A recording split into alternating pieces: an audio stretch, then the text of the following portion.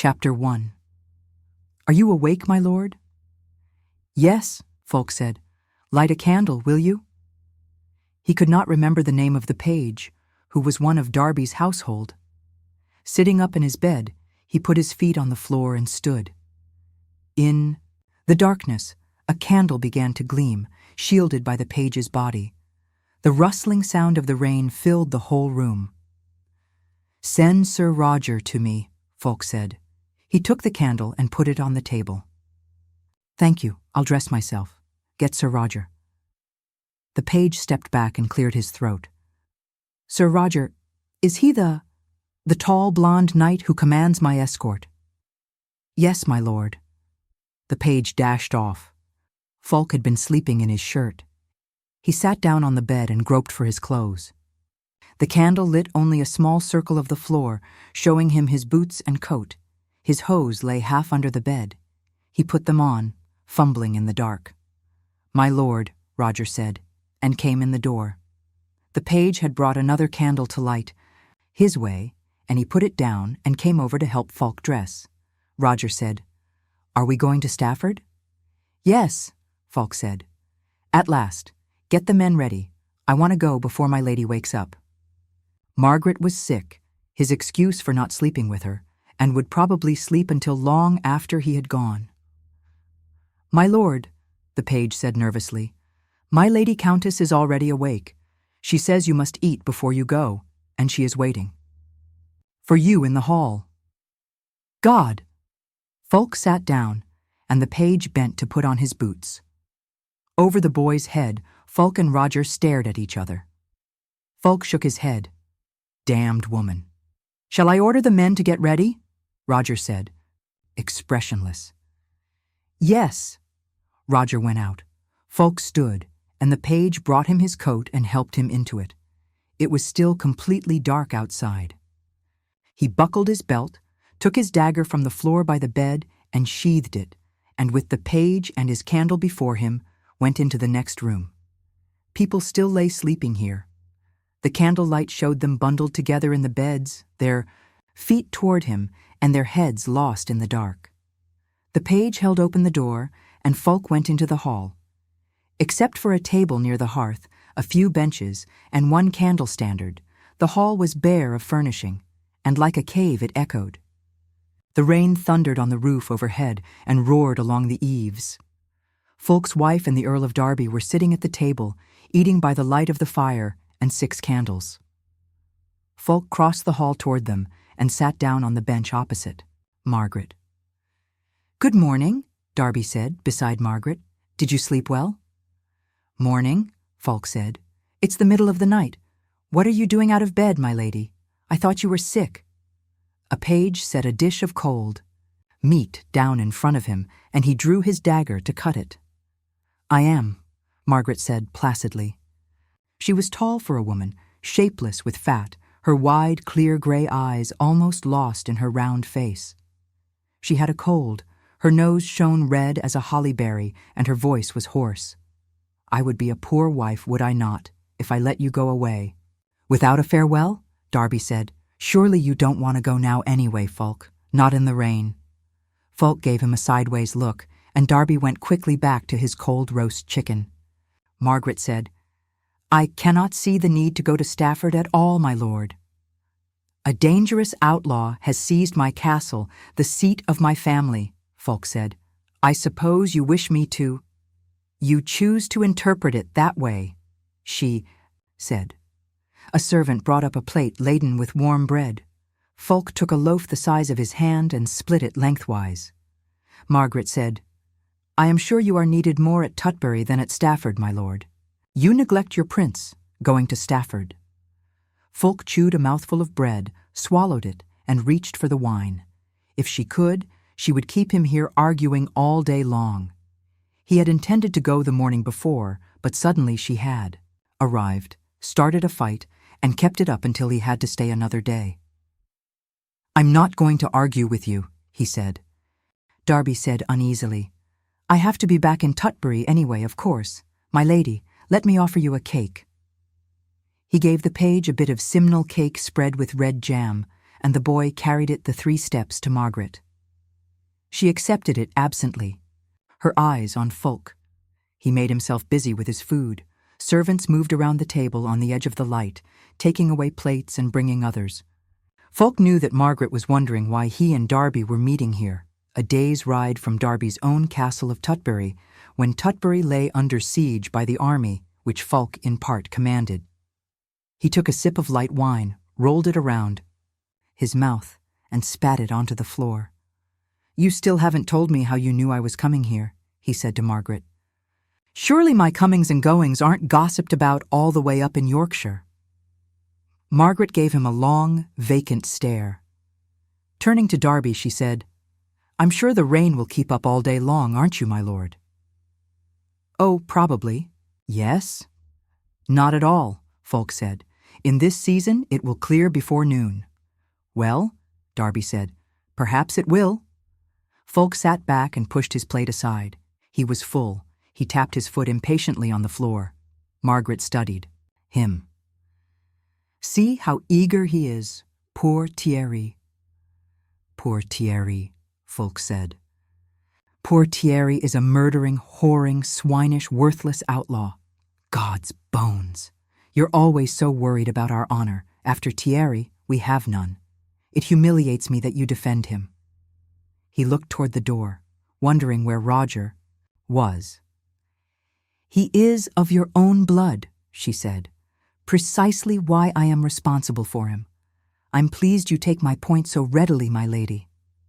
Margaret sneezed, put her hand over her face, and sneezed again. Fulk tapped his fingertips on the table. "I wish you'd wait until the rain stops," Darby said. "No." "If he waited?" Margaret said, and sneezed.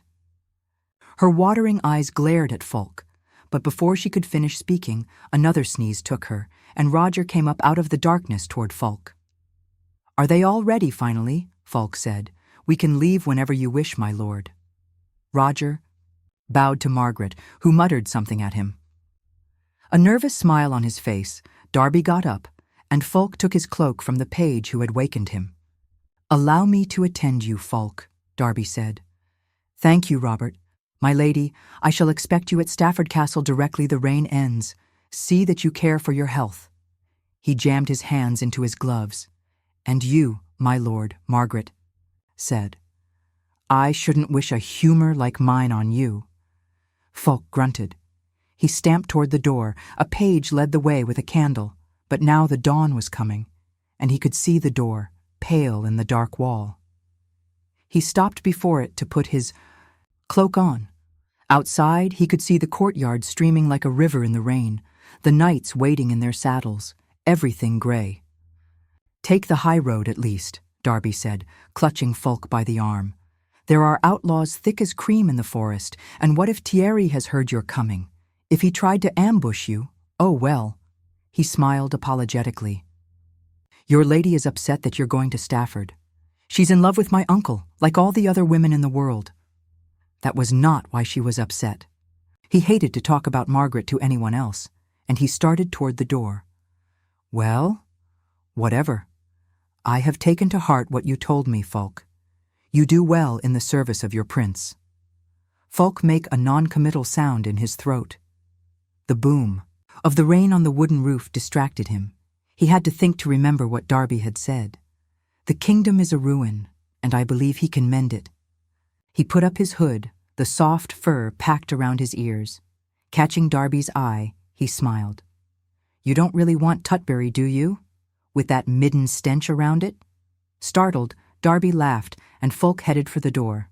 Darby came after, him to the edge of the rain. "I shall see you soon. Have no fears for your lady. We shall care for her lovingly." "Thank you." Fulk went out into the rain. Knights filled this courtyard, swathed in their cloaks, their lances at rest. A groom led forward Fulk's big bay horse, and Roger whisked the cloth from the saddle, and in the same motion boosted Fulk up onto the horse's back before the rain could wet it. Fulk stabbed his feet into the stirrups. "We'll take the forest road," Roger mounted. The knights were working their way out the gate in a double file.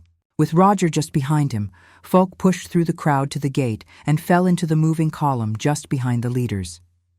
The meadows around Darby's hunting lodge were misty and dim in the rain, and the mud of the road sucked at the horses' hooves.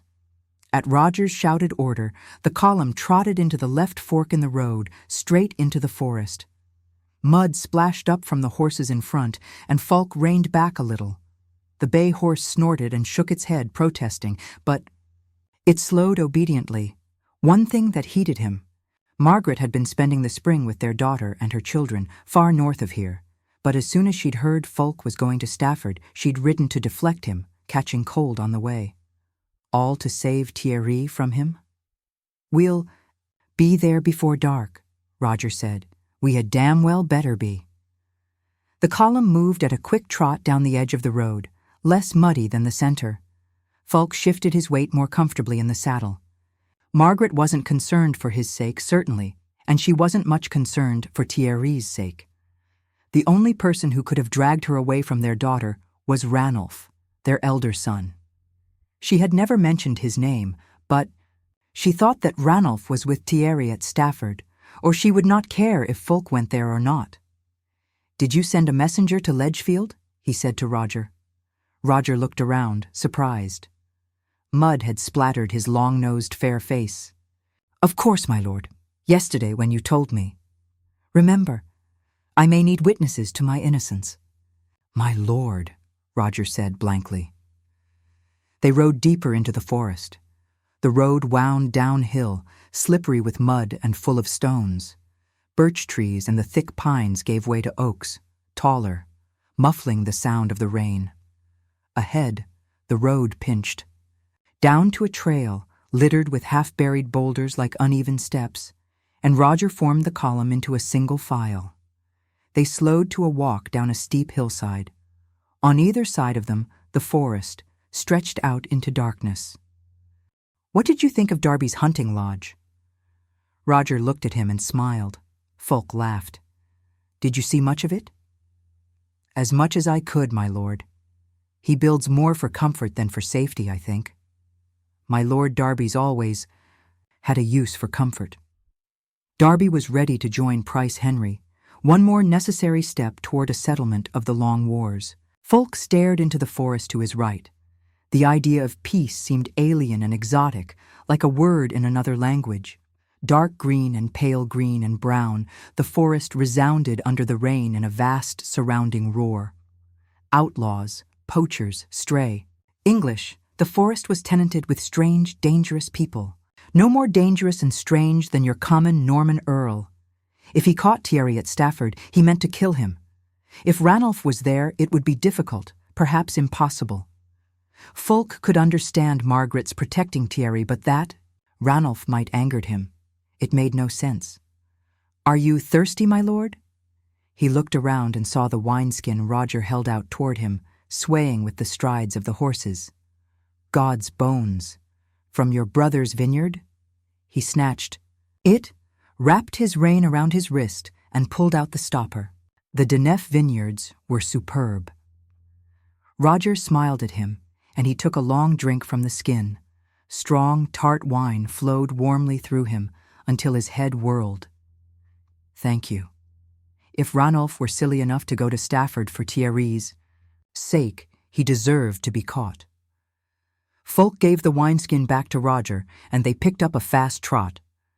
Long before they reached the river, they could hear it, overflowing its banks in the late, unseasonable rain, rumbling stones and tree branches along in its course. They crossed it shortly before noon and rode on deeper into the forest. The rain lessened. Twice Roger stopped the column to let the horses rest, and the men sat talking in their saddles, passing wineskins back and forth, the steam rising from the flanks and backs of their horses. Folk dismounted the second time they stopped and walked around to stretch his legs. The idea that Ranulph was at Stafford gnawed at him. He kicked up the mulch under his feet and watched white insects burrow away from the open air. There was still the mystery of how Thierry had gotten into Stafford in the first place. Roger was calling orders to the knights. Tearing up the floor of the forest with his heels, Folk walked back to his horse and mounted. They rode on. Folk told Roger to move the men riding behind them up to the front, where they wouldn't have mud kicked up in their faces. They were all from his army at Tutbury, and after the boredom of the siege, this was pleasant for them. He heard them talking to each other about it. Thierry had only a few men with him, besides the garrison of Stafford Castle, who were folks and would not support an outlaw against their lord. He remembered the adage about outlaws, the wolf's head that any man might cut down. They rode into a crossroads, and Roger called orders in a crisp voice. The column slowed to a jog trot. In the middle of the junction stood an old stone cross, covered with climbing blue flowers. Smoothly, without changing pace, the horsemen swung into the right branch of the road. Each of the men passing made the sign of the cross, but Folk merely bowed his head. Just before sundown, they rode up the steep path to Stafford Castle. Occasionally, through gaps in the pine trees that covered the hill, Folk could see the town, at its foot, surrounded by its wooden wall. The air smelled richly of pine. Above them, the castle, built of dark red stone, rose beyond the pines. On the road it was already darkening, but the last sunlight shone on the walls and roofs of the castle. From the tower and the gatehouse, Folk's banners flew, and his garrison with their lances at salute stood all along the rampart on either side of the gate, which was open wide to welcome him. At a smart trot, the knights moved up the last stretch of the slope toward the castle. Across the cloudy sky beyond, the red and orange of the sunset grew bright, mounting steadily into the peak of the sky. They rode into the shadow of the castle. Wall and Folk reined to a stop. "They knew we were coming," Roger said, frowning. "Apparently." The column of knights trotted briskly through the gate and into the wide outer court of the castle. On the inner wall and from every indau, facing them, people leaned, and when they saw Folk, they cheered. The knights lined up against the wall, their horses turned head in and dipped their lances, and the people of the castle cheered again. Folk rode into the middle of the courtyard. Gilbert, his bailiff, came forward to greet him. "My lord, we had no word of your coming until your messenger arrived, or we would have—" Roger dismounted and walked up to hold Folk's horse. Folk swung down from his saddle, and immediately a flock of pages and grooms surrounded them. "I understand my uncle is here, Gilbert." He gave his cloak to a page. "He was," Ranulph said. Folk's son came up quietly through the crowd of servants. His face wore no expression at all, but he'd clasped his hands behind him like a small boy waiting to be scolded. "I never sent a messenger," Folk said to Gilbert. His face burned, his voice seemed tight and harsh. He had never really thought that Ranulph would be here. For all his thinking, he was not ready for it. He met Ranulph's eyes, and Ranulph squared his shoulders and took a deep breath. "Roger." Folk swung away from his son. "See that? These men are cared for, fed, and quartered. I trust that we have food enough for them, Gilbert." "Of course, my lord." "Good. I thought perhaps Thierry has looted the pantry as well." He looked back at Ranulph, and his son's set, polite face brought his anger up again, sharp as pain. "Come into the hall, my lord," Ranulph said. "You must be tired." "How long have you been here?" Folk said softly. "What are you doing here?" He took a step forward, and Ranulph moved hastily out of his way. Gilbert hung by his side. "I'll eat and drink in my room. Ale, I'll talk to you there. Send someone to Sir Roger to tell him where I am." He strode toward the side door into the gatehouse. He didn't want to look around and see if Ranulph was coming after him. "Gilbert, send the Lord of Ledgefield to me." "My lord," Gilbert said. His voice quivered with curiosity. A servant threw the door open, and Folk went up the narrow stone stairs. "Thierry Ironhand was here," Gilbert said. He followed close behind Folk up the winding stairway. "I would not have—" "Let him in, my lord, but he had orders with your seals on them." "My seals?" Folk looked over his shoulder at him. "Yes, my lord." A page opened the door into Folk's antechamber, smoky and warm from the fire burning on the hearth. Folk went into the center of the room and shed his cloak. The page went around lighting candles. How long was he here? 8 days, Gilbert said, at his side. He left when the messenger came. My Lord Ledgefield can tell you more than I, my lord. He spent much time with him. Folk grunted.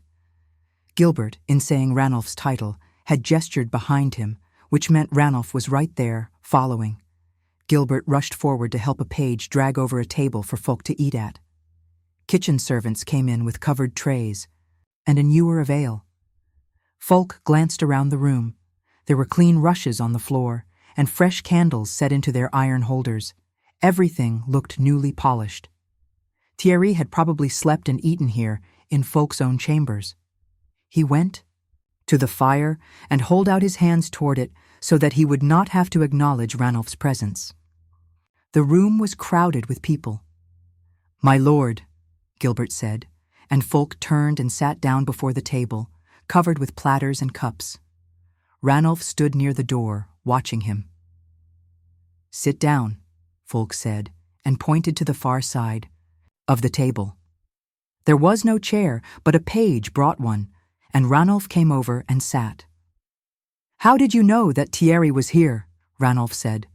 Innumerable ways. It's all over England. I thought he was in Spain contentedly fighting Moors. How is Eleanor? Very well. And the baby. Excellent. Now we come to difficult questions. How did Thierry get into my castle? Ranulph said nothing. His face tightened. A page was slipping fur-lined shoes onto Folk's feet. Folk leaned back, enjoying the dry warmth of the fire, and drank ale. The ale is very good this year. Thank you. Ranulph stirred. It's from Ledgefield. I'm glad you're of some use. How did Thierry get into my castle, child? At least Ranulph didn't look away. Those servants with nothing to do withdrew out of hearing, up against the tapestries on the far wall. Gilbert ushered in kitchen servants with more platters, meat, and bread. Folk wiped foam from his upper lip and put down his cup. Gilbert says that Thierry brought orders sealed with my seals. My information is that he and his woman were at Ledgefield before they came here. How could I turn them away? Ranulph said. They are my own bloodkin. Bad blood. And Peveril's niece is no kindred of yours that I know of. The orders were, of course, destroyed. Gilbert nodded. Were they my seals, Gilbert? Yes, my lord. Gilbert shot forward, his white hands busy with the meal being laid out. I was very... Or were they Ledgefield's seals? In the little silence, Gilbert retreated back into a corner of the room. Folk held out his cup again, and Ranulph mechanically got up and filled it. A page brought Folk a dish of meat and bread, and Folk gestured to him to leave it on the table in front of him. Ranulph sat down. They must have been mine. I never saw them, but he was at Ledgefield, and you know how similar they are, your seals and mine. Yes, so does Thierry. Where do you keep your seals? In my own bedroom. Ranulph cleared his throat.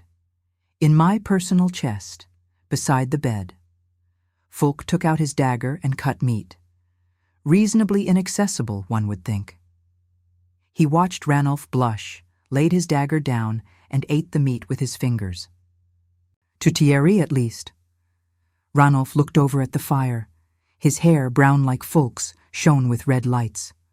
Well, there was Alice, you know. With a bit of bread, Folk sopped up gravy. His leman. Did she have the opportunity? Ranulph nodded once. The pages were moving around the room, lighting more candles. They reached the high ones on the walls with an iron pole. Folk ate more meat. Alice of Dole, William Peveril's niece, run away from her husband to follow Thierry Ironhand. He was surprised that Thierry had brought her back with him from his foreign wanderings. He pushed his platter away. What does Eleanor say about that? She doesn't know. Ranulph looked quickly up. Don't suppose that, because she says nothing she doesn't know. So Alice took the seals. Are they back? Have you looked? Oh, they're where they're supposed to be. I never missed them. I guessed when Gilbert told me, but... He bit off the words. Folk studied him a moment. Everyone said that Ranulph looked like him, but he could always see the traces of his mother on him, in his wide eyes, his soft, small mouth. He thought, now is the moment for a homily on the sins of the flesh. He drank more ale. Where did Thierry go? Ranulph shrugged. I don't know. He spoke of leaving England. He's in and out of England like a bird with a new nest. He says he's tired of fighting you. Ranulph was watching him intently. Fulk picked around the meat on his platter. He'd be far more tired if he ever actually did fight me. What did you talk about, you and he? Oh, Ranulph shrugged. The places he's been. Wars. You. He looked swiftly at Fulk. He asked about you often. How you were, if you'd softened toward him. What did you say? That people are always harshest with the people they've wronged. Thank you. Why did he go? He knew he couldn't hold Stafford against you. It isn't Stafford he wants anyway. He has no right to Stafford, Fulk said. He has no right to anything of the honor of Bruyere. I'm not going to argue that. He left her here as surety. Fulk jerked his head around. Her? Alice? She's here? Yes, I think he was tired of her. She wanted to go with him. Where is she? In the tower. Ranulph's brown eyes were all but closed. Clearly he was pleased with Fulk's reaction. Fulk frowned at him a moment, ate another slab of meat, and slowly spread honey on the crusty golden bread.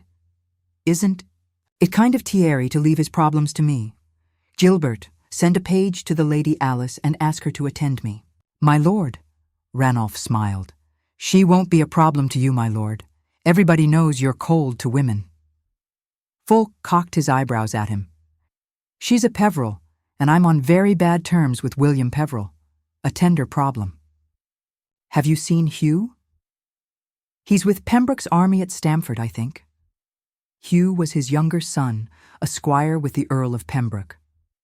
Madeline's baby is doing well, your mother says. You've seen Mother. Where? She met me on the way here. She'll be at Stafford in a few days. She's coming here? Ranulph got up and moved around the table to another chair, where he could see the door and Fulk in the same high glance. She met you on the way? Whatever for? For love of me, of course. I never sent a messenger saying I was coming here. I imagine she did. Is the messenger still here? Ranulph shook his head. He left immediately. Have you captured Tutbury yet? It's only a question of will, of which Prince Henry has a superabundance. What is he like, this prince? You'll find out soon, I hope. I've heard. The door opened, and Ranulph shot to his feet. Skirts rustled.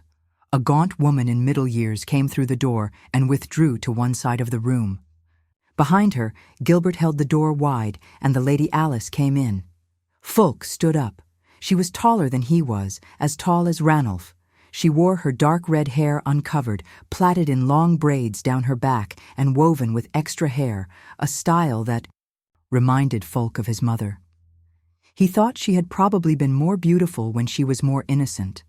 Her eyes, when they met his, shone feverishly, and her mouth was harsh. But he could see why Thierry had taken her beyond the sea, and why Ranulph had let her seduce him with his young wife, scarcely out of childbed. She looked from him to Ranulph and back to him and sat down. My lady, Ranulph said, may I present my lord the Earl of Stafford? She sat in the chair as if she might be attacked, her hands clenched in her lap. The Earl of Stafford is Thierry Ironhand. Fulk sat down again. As you wish, my lady. Do you know where he is now? No. She did know. Her answer was too quick to be true. Fulk looked at the waiting woman hovering in the corner. Did she come with you? Lady Maud has attended Lady Alice since childhood, Ranulph said. My. Fulk put his elbow on the arm of his chair and rested his chin on his fist. I didn't ask you. If you want to talk, go somewhere else. Ranulph flushed dark red.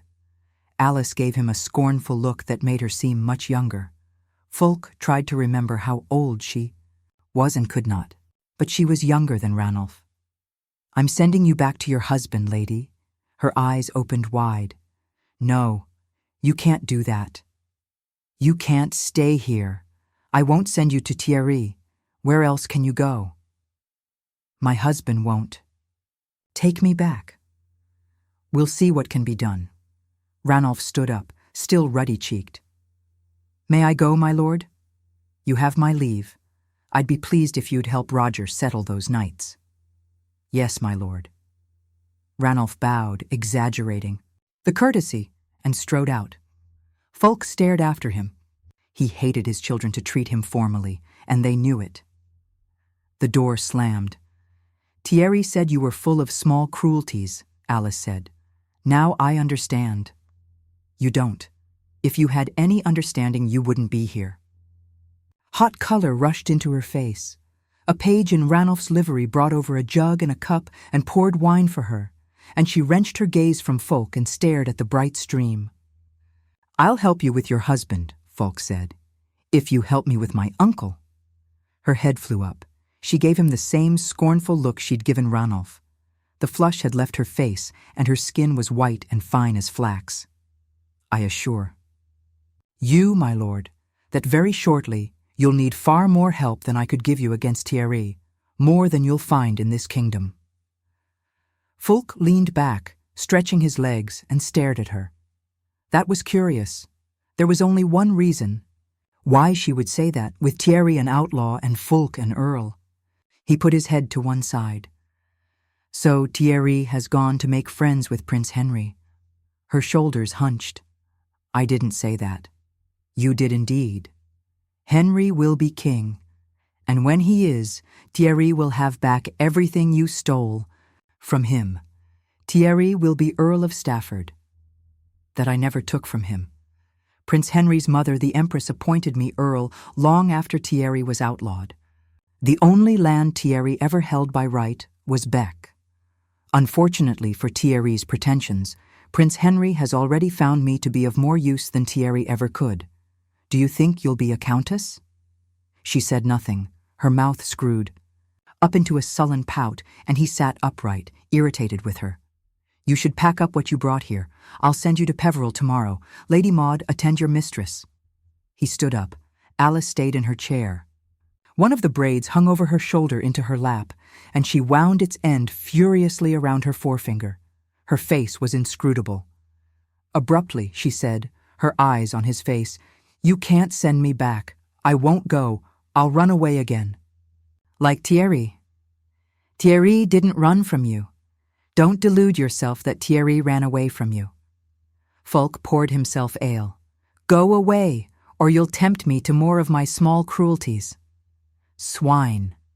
Her maid was pulling at her sleeve, trying to draw her off. Alice rose.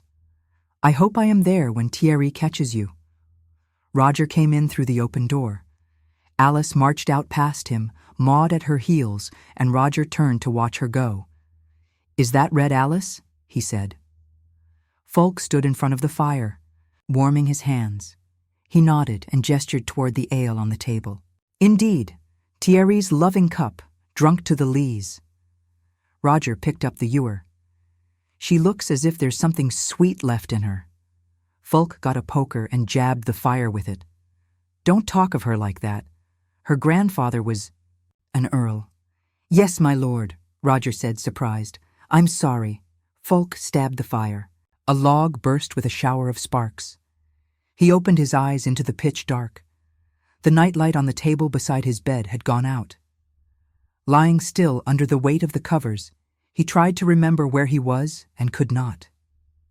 He heard the breathing of the 2 pages sleeping at the foot of his bed. His ears strained, trying to hear the sound that had wakened him. I am in Stafford. With the realization, the room settled itself around him, no longer alien, and he knew what he was listening for. Obligingly, it came almost at once, a low wail like a sick animal, or the wind just beyond the window. He did not think it was the wind. He squirmed deeper into the close warmth of the covers. Nearly every night he'd slept here, he'd heard that cry. The first time he'd been sleeping in this bed with his grandparents, and it had wakened him then, too.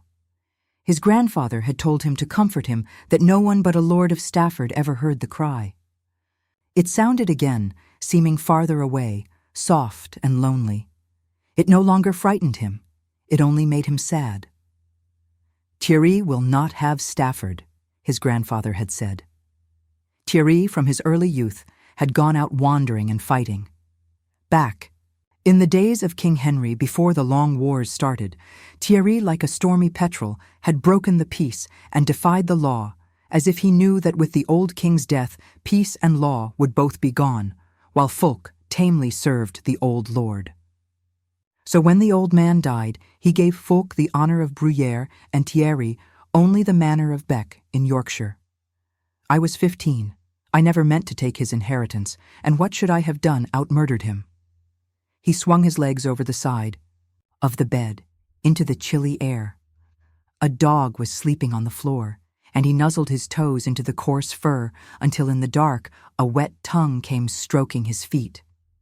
"Mary," he whispered. In the dark something thumped on the floor. "Mary, up, up." The dog moved, brushing against his legs, and a weight landed heavily on the bed beside him. Fulk put his arms around it. The dog squirmed, licking his face, and patted him with its forepaw. My grandfather whipped me once for having dogs in the bed. Good boy, good dog. The dog licked his ear, breathing with a roar. "My lord?" A sleepy page's voice called. "Go stir up the fire in the antechamber and bring me a gown." He rubbed his face into the dog's shaggy coat. A candle came through the air toward him, a page barely lit behind it, and lowered to the wick of the nightlight. The flame was reflected in the dog's eyes. The page saw the dog on the bed and opened his mouth to order it down, and the dog pressed its shoulder against Fulk. The page went off briskly. "Get down, Mary." The other page had come up with a gown. Fulk pushed the dog off the bed and stood up, and the pages hurried him into the gown and put shoes on his feet. "Are you thirsty, my lord?" "No. Go back to sleep." He cinched a belt around his waist and took the candle. "Is the fire going?" "Yes, my lord." He went into the antechamber. The dog followed, its nails clicking on the floor. Before he shut the door, he heard the pages talking softly, over near their bed. They were talking about him. They had nothing else to talk about. He shut the door and went over to the fire, where Gilbert had left the records of the estates. This room was warmer than his bedroom, facing the courtyard, away from the wind. The firelight glowed along the wood of the chairs, the table. He sat down, pushed aside the rolls of revenues and tenants' dues, and found parchment and got out a pen and ink. While he was trimming the pen, the dog wandered around the room, sniffing at corners.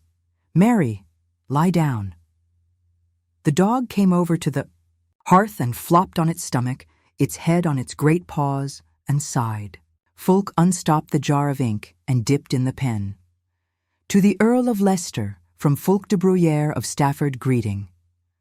The neat words moving across the page settled him, and the strangeness of waking up in the middle of the night left him. "I have spoken to Earl Robert, as we agreed, and he listened with an eager ear. I believe that he will join the prince if the siege of Tutbury is pressed and if we approach him properly. He is concerned for the protection of his lands, that lie close to those of the Earl of Chester, and it is my opinion that he can be won through that concern." He dipped the pen into the ink again, thinking. Derby had gone into revolt because the prince had granted certain Peveril lands to Chester, and Derby was a cousin of William Peveril. Derby seemed willing to overlook that now, but it had to be settled. "You should see that he agrees to the prince's grants of land to Chester when you treat with him, or he may use that later as an excuse to break the agreement." Lifting his head, he listened for the cry that had wakened him, but in this room he had never heard it. Once, when he'd been very young, He had crawled out the bedroom window looking for its source and had nearly fallen 40 feet to the ground. Lester knew why he had come to Stafford and would want to know about Thierry. Folk leaned back in the chair, shifting so that the fire warmed his other side. He wondered if Thierry had ever heard the cry. I reached Stafford today, and the castle is again in my hands. However, my uncle escaped and has gone off with his outlaws, and I suspect that he may come next to Prince Henry's camp. For our old friendship, cousin, if he should, watch over my interests. It did no harm to remind a Beaumont of a blood kinship.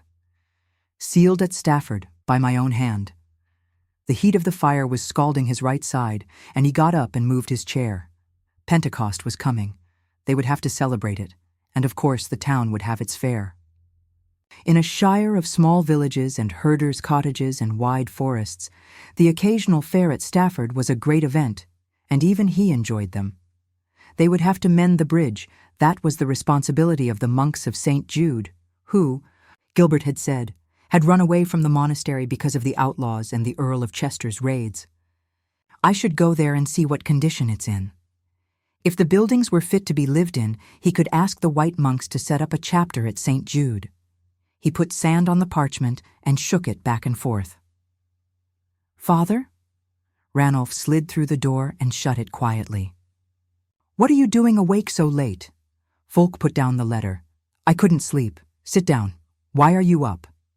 Ranulph sank obediently into a chair too far from the fire, got up, moved it closer, and sat down again. The dog on the hearth whacked its tail on the floor a few times and groaned. I saw your light. Are you working? Ranulph picked up one of the tally sticks on the table. Did you put a guard over Alice? Folk pulled the skirt of his gown over his bare calves. Yes, I told Roger to. Why? Because my knights are in the tower with her. And I don't trust her. She said she would run away.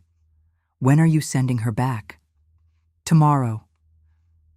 Ranulph took a splinter from the wood piled beside the hearth and cleaned his nails. Do you think there's hope for her? Alice's desperate, shining eyes came into Folk's mind. Hope? What do you mean? Either they will say she was taken against her will, in which case her husband will have her back, or they will put her in a nunnery. Ranulph tossed the splinter into the fire. What do you think of her? Nothing. I want nothing to do with her. She's had enough to do with men of my family. Yes. Ranulph looked toward the window. I suppose so. I feel sorry for her. Folk said nothing. Ranulph, in a lofty mood, always made him angry. Don't you? Ranulph said. Feel sorry for her? No, I don't know her well enough. Ranulph leaned his elbows on his knees, and his eyes glowed. He loved to argue moral questions. Must you know someone well to pity him? Pity is most Christian. In no other way does a man come so near to Christ. Go see if there's anything to drink up here, Folk said. Why can't we ever talk about the things men usually talk about? Ranulph took a candle from the iron holder on the wall, fished a twig out of the fire, and lit it. What should men talk about except high issues of the Christian life? Oh, well, women, getting drunk. Folk slid down in his chair and put his head against the back. War and tournaments, tenants, enemies, and friends. Sackage, sockage, tillage, dotage. Ranulph, with the candle in his hand, walked out of the firelight and into the dark of the room. He held the light before him, and it shone golden over his shoulders and his head. I've had enough of war. Ranulph had never gotten involved in the wars. Margaret's influence. She had always favored King Stephen over the Empress, and now the Empress's son. What do you mean? Don't you remember Lincoln? I was in the tower with the other hostages. We could see most of the fighting. I saw how you attacked the king, and how you rode straight through his army. Folk nodded. Ranulph came back, cups gathered into one hand, the candle in the other. I prepared myself for death. I was certain King Stephen would have me killed for your treachery. But he didn't kill me. Out of Christian love and pity, he treated all us hostages well. He had no chance to kill you. We captured him in the battle. Before then, he knew you were in the army attacking him. He told me so. He was bitter. He added several words about you that I've never forgotten. Don't bother repeating them. I think he told me them himself. Does it mean nothing to you that he treated you honorably and you betrayed him? Why did you bring cups and nothing to put in them? Oh. Ranulph went back into the dark to the cupboard. Fulk raised his voice to reach him. I did not betray King Stephen. While King Henry was alive, I swore an oath to support the Empress, and I never broke it, not when everybody else was betraying her to make Stephen king. Is that treachery? The king caught me once in a tight place and required a hostage of me, and I gave him you. I knew he'd kill no children. He's a soft man. Soft? I call him chivalrous, my lord. Ranulph came back with an ewer half full of wine. You might also call him a man who held England and Normandy in his hands and spread his fingers and let them trickle away. I have no interest in this conversation. Let's talk about something else. Would you kill hostages? I have killed hostages. Ranulph blinked at him. Whose? Our friends, the untamed Welsh. Leaning forward, Fulk poured pale wine into his cup.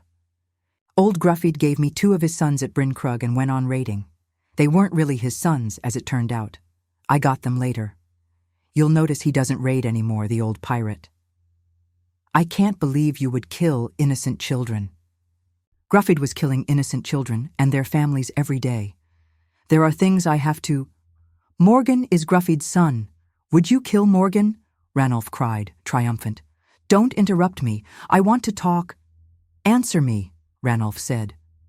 Gruffydd isn't a problem anymore. Are you going to listen to me? Ranulph looked disgusted. He gulped his wine and set the cup down with a thunk. On what subject? The condition of the Kingdom of England. In particular, the recent career of Henry Plantagenet. Tell me about him. Fulk shrugged. I've been with him months now in England, and I have attended him at his court in Normandy for years. But I know him no better than I know the King of Araby. The point is, we are going to make him King of England. Who is we? You and Leicester? He has all the old support for his mother in the West, and he'll take Tutbury. Since he came to England last winter, he has won every siege and battle he has fought, and he's been energetic. I met with Derby on my way here and talked to him, and he will join us. Chester, Pembroke, Leicester, and I all follow him. The Pope has refused to let the Archbishop of Canterbury crown Stephen's son, either now or after Stephen has died. Henry is our only choice. What do you intend to gain by this? The stony yellow wine reminded Fulk of Bruyere in Normandy, where it was made. Henry has confirmed all the lands I hold now on me and my heirs. He has restored Bec to us. He has Romis to make me Sheriff of Stafford, and he has recognized you as my heir. Ranulph thrust his head forward. I don't want Bec. Bec is Thierry's manor. It was Thierry's manor. If he had not contrived to be outlawed by both the king and the empress, he might still have it. Now it's part of the honor of Bruyere again. You should be pleased. Are you trying to pretend that you do all this for my sake? Pretend? Everything I do for your sake, for Hugh's sake, and Madeleine's. What else should I work for except my family? Ranulph looked at the floor and said nothing. Confused, Fulk gestured with his left hand. Why, what did your mother say? You were working. Ranulph stood up. I'm sorry I disturbed you. He started toward the door, moving stiffly. Wait. Fulk thrust the conversation back into his memory to think about later and hunted for something to soften what he had said. Will you take Alice to Radlow? I, of course, if you think it's a good idea. Yes, I'll write a letter saying I believe she was taken away by force. You might convince her that's the only way she'll stay out of a nunnery. Relieved, he drew a deep breath. Peveril's in Nottingham, but you can give her to the bailiff at Radlow. No sense taking her any farther. Do you have any of your own men here? Just my bodyguard. I'll take them. Take 10 or 15 of mine, too. You'll have to cross part of Cheshire. He picked up the letter he had written, folded it, and thrust it into a drawer. Ranulph and the dog on the hearth were watching him curiously. "If you think it's best," Ranulph said, "I'll take her." Fulk nodded. "She might heed. You? She won't me." All the high color had receded from Ranulph's face, but he did not smile. "Yes, probably. Good night, Father." "Good night." Ranulph went off into the dark and opened the door, and Fulk heard him speak to the sentry on the stair landing. He found fresh parchment for his letter to William Peveril and dipped the pen into the ink, but he wrote nothing. Outside the window, clear light shone. The dog slept growling on the hearth. A log broke, and the dog leaped to its feet. It had been burned once by an ember when a log broke. Margaret would explain everything to Ranulph.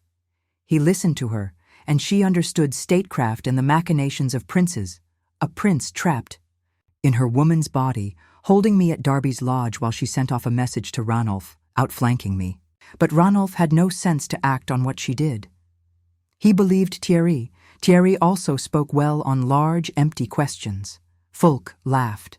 Thierry had fled away at the first word that Fulk was coming. It exhilarated him that Thierry was afraid of him. Inking the pen, he began to write. Chapter 2. Margaret came to Stafford 2 days later, borne on a litter hung with rosettes of ribbon, surrounded by her knights and waiting women and pages. As soon as she was through the gate, the courtyard filled up with people leading off horses and greeting friends among her party and waiting to help. Fulk wound his way through the crowd to the side of the litter. The sun had faded the ribbon flowers, and the streamers were studded with burrs and thorns. He bent to look inside. "My lady, welcome to Stafford." The inside of the litter stank of dogs and sickness. She had worsened. Her lips were crusted with sores, and her eyes leaked. She seemed bloated. Her companion Hawis was busy helping her get herself together enough to climb out of the litter. "Good day, my lord."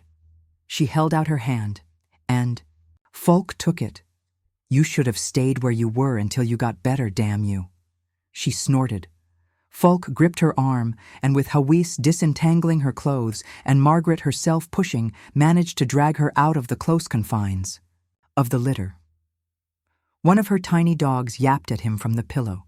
Hawisa scooped it up and ducked agilely out the other side. Darby left to go back to Tutbury, and it was boring past belief. Margaret leaned heavily on him. Even through the thick stuff of her gown, he could feel her fevered skin. "Is Ranulph here?" "Off on an errand of mine. He'll be back." He half carried her toward the door. Gilbert and his wife bustled forward, babbling greetings, and Margaret acknowledged them absent-mindedly. The porter rushed over to open the door. Hawis, carrying dogs and a bundle wrapped in a green scarf, hurried on before them into the dark. "It's your own fault that you're sick," Fulk said. "I should whip you for sending that messenger." "What messenger?" In her voice he heard her smile. He heaved her up the stairs, her great bulk pressed against him from shoulder to hip. Pages darted about, and a pair of serving girls rushed past, their arms full of spring flowers. Margaret said, "He wasn't here, was he? Thierry, I mean." "No, he wasn't." "What a shame. No choice familial meat for poor folk to dine on." They crossed the antechamber. She was breathing hard, but she straightened, looking around, a hand taller than he was. "You take advantage," Fulk said. "You know I can't beat you when—" "You're sick." She laughed her warm, deep laugh. He helped her through the door and onto the bed. She was breathing too hard for the short distance she had walked, and while he watched, she shut her eyes and lay still a moment. Finally, she looked up and began to arrange herself on the pillows, pulling a fur coverlet over her. "Who taught me to use advantages? Hawise, where is— There he is." She dissolved into a torrent of baby talk, and Hawise deposited a small dog on the bed. Fulk went to the window and sat down on the sill. Maids and waiting women rushed back and forth across his shadow on the floor. Clusters of flowers appeared on every available surface, and bundles and boxes sprang open and were emptied of their Contents. Chattering women filled the room. The door flew open, and the cook, beaming, marched in with a tray of fresh pastries. Hawis snatched it away and took it to the bed. 3 maids began to air out clothes near the cupboards. "Stafford again," Hawis said, looking down her bony nose. "Oh, my lady, don't you wish we had never left Arby?" "But Stafford's so much nicer," one of the 3 maids piped, off by the cupboards, and Hawis gave her a poisonous look. Folk laughed. Hawis glanced at him through the corner of her eye and sniffed. Her sour mouth thinned to a wrinkle. Folk grunted at her. More baggage appeared, and Hawis, arms raised, ordered it about.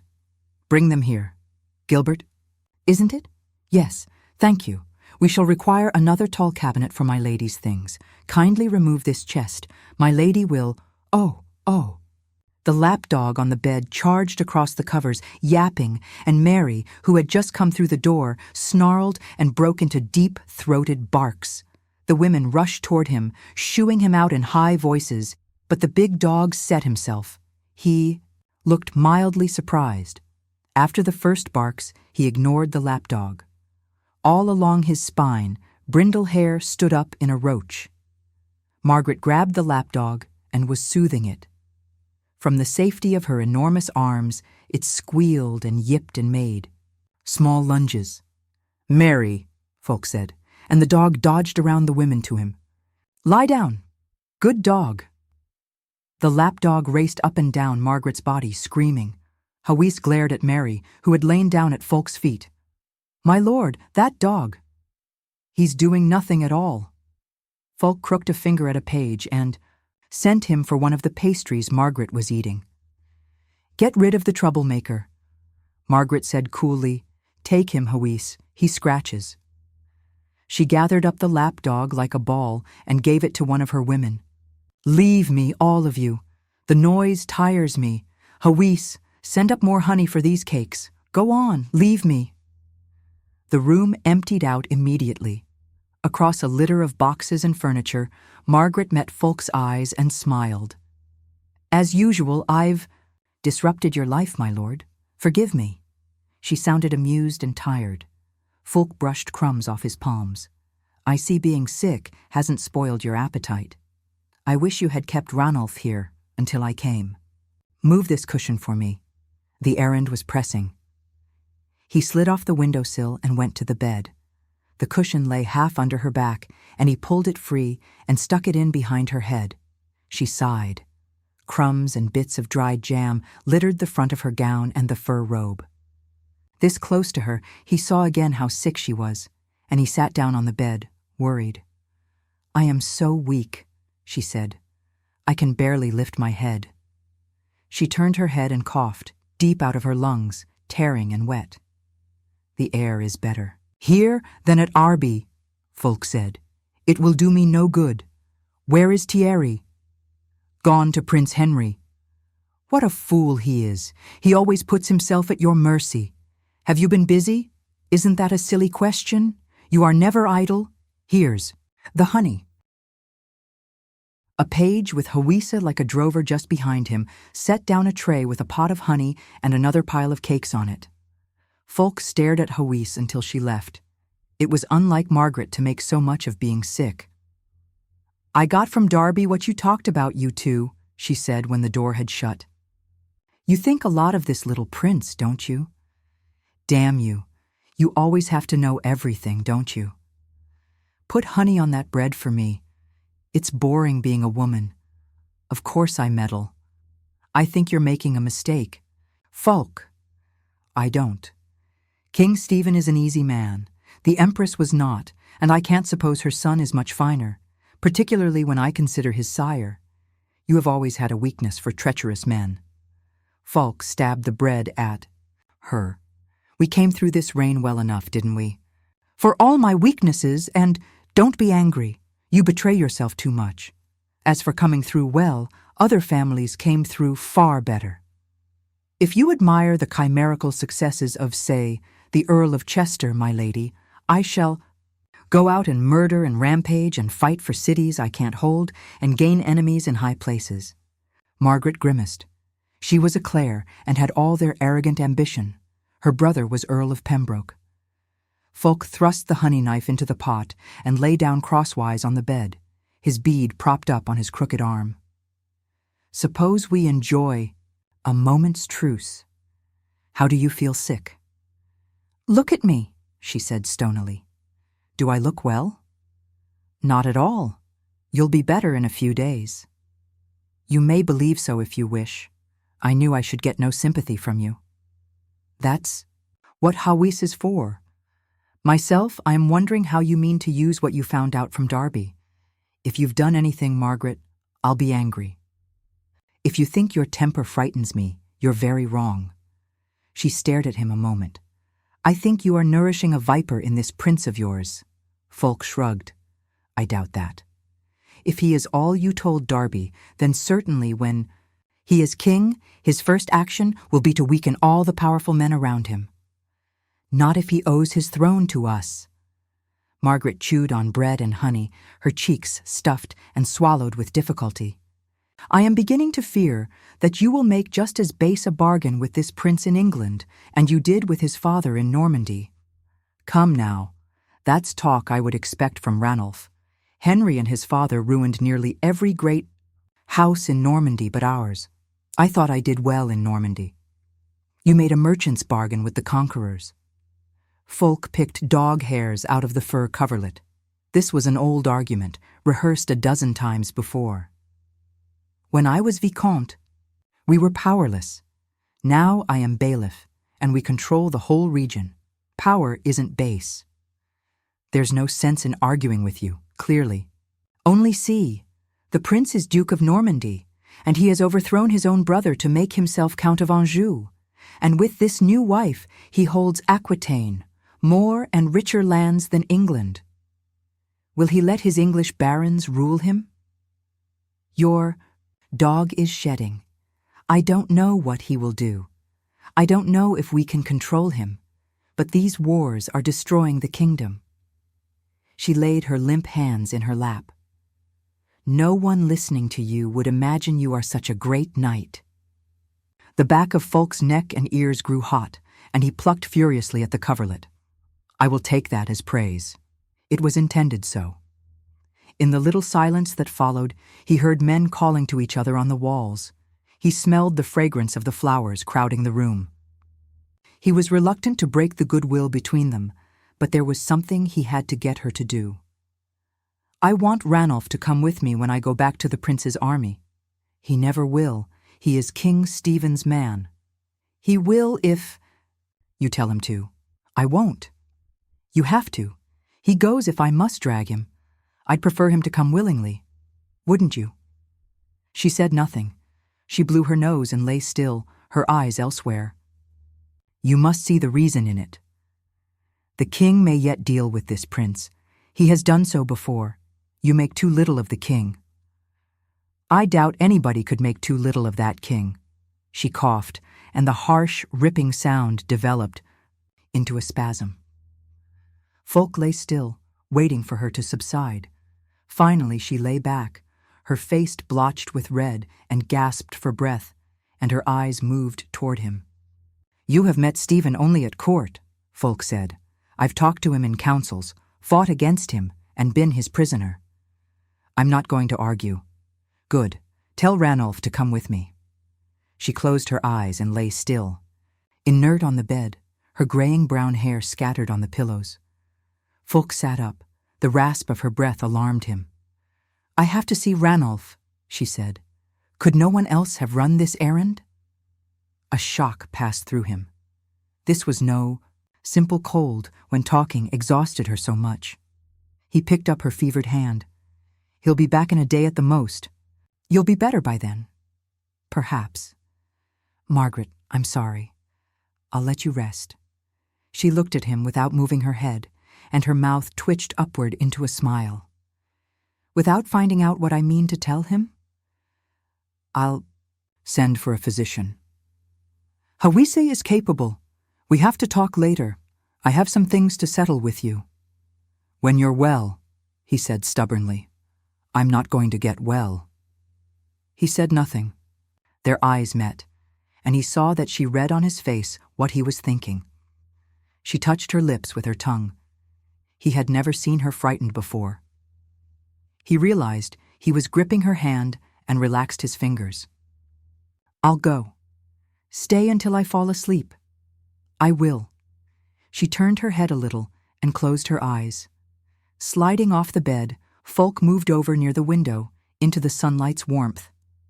"I have seen enough people die to—" Through the window, beyond the yew thickets that the wind combed back, he saw the thatched roofs of the town at the foot of the hill. "Where is Hawis?" "I'll get her," he said, turning. "No, stay.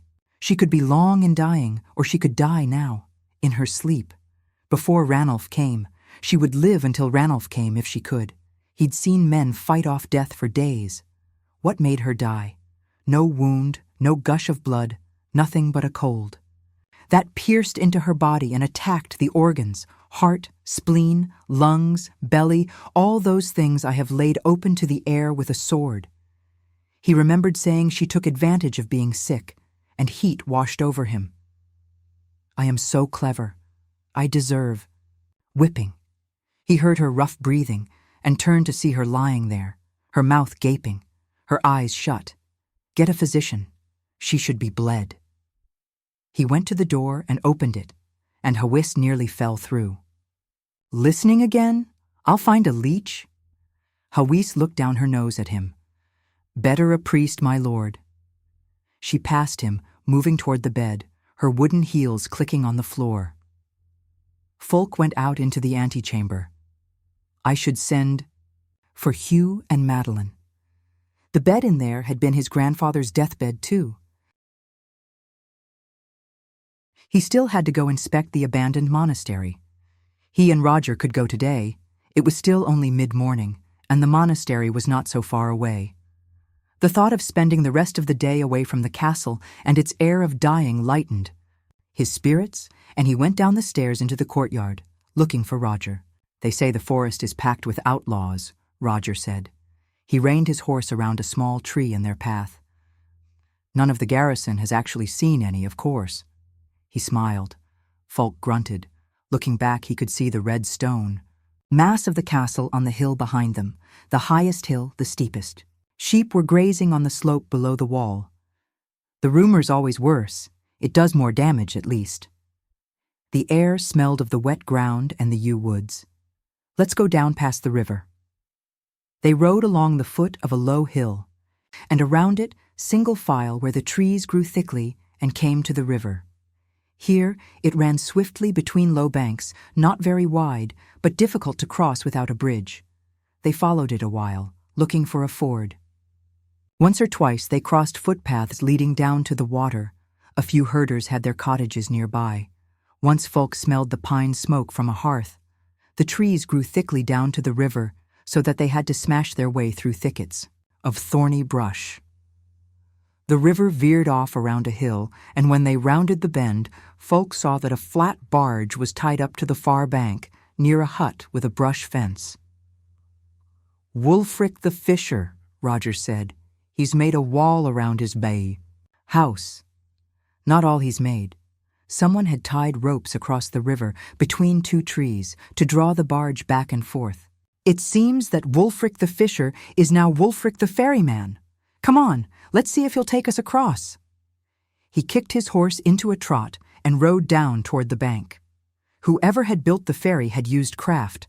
The rope ran through a block and tackle hitched to the trunk of a tree.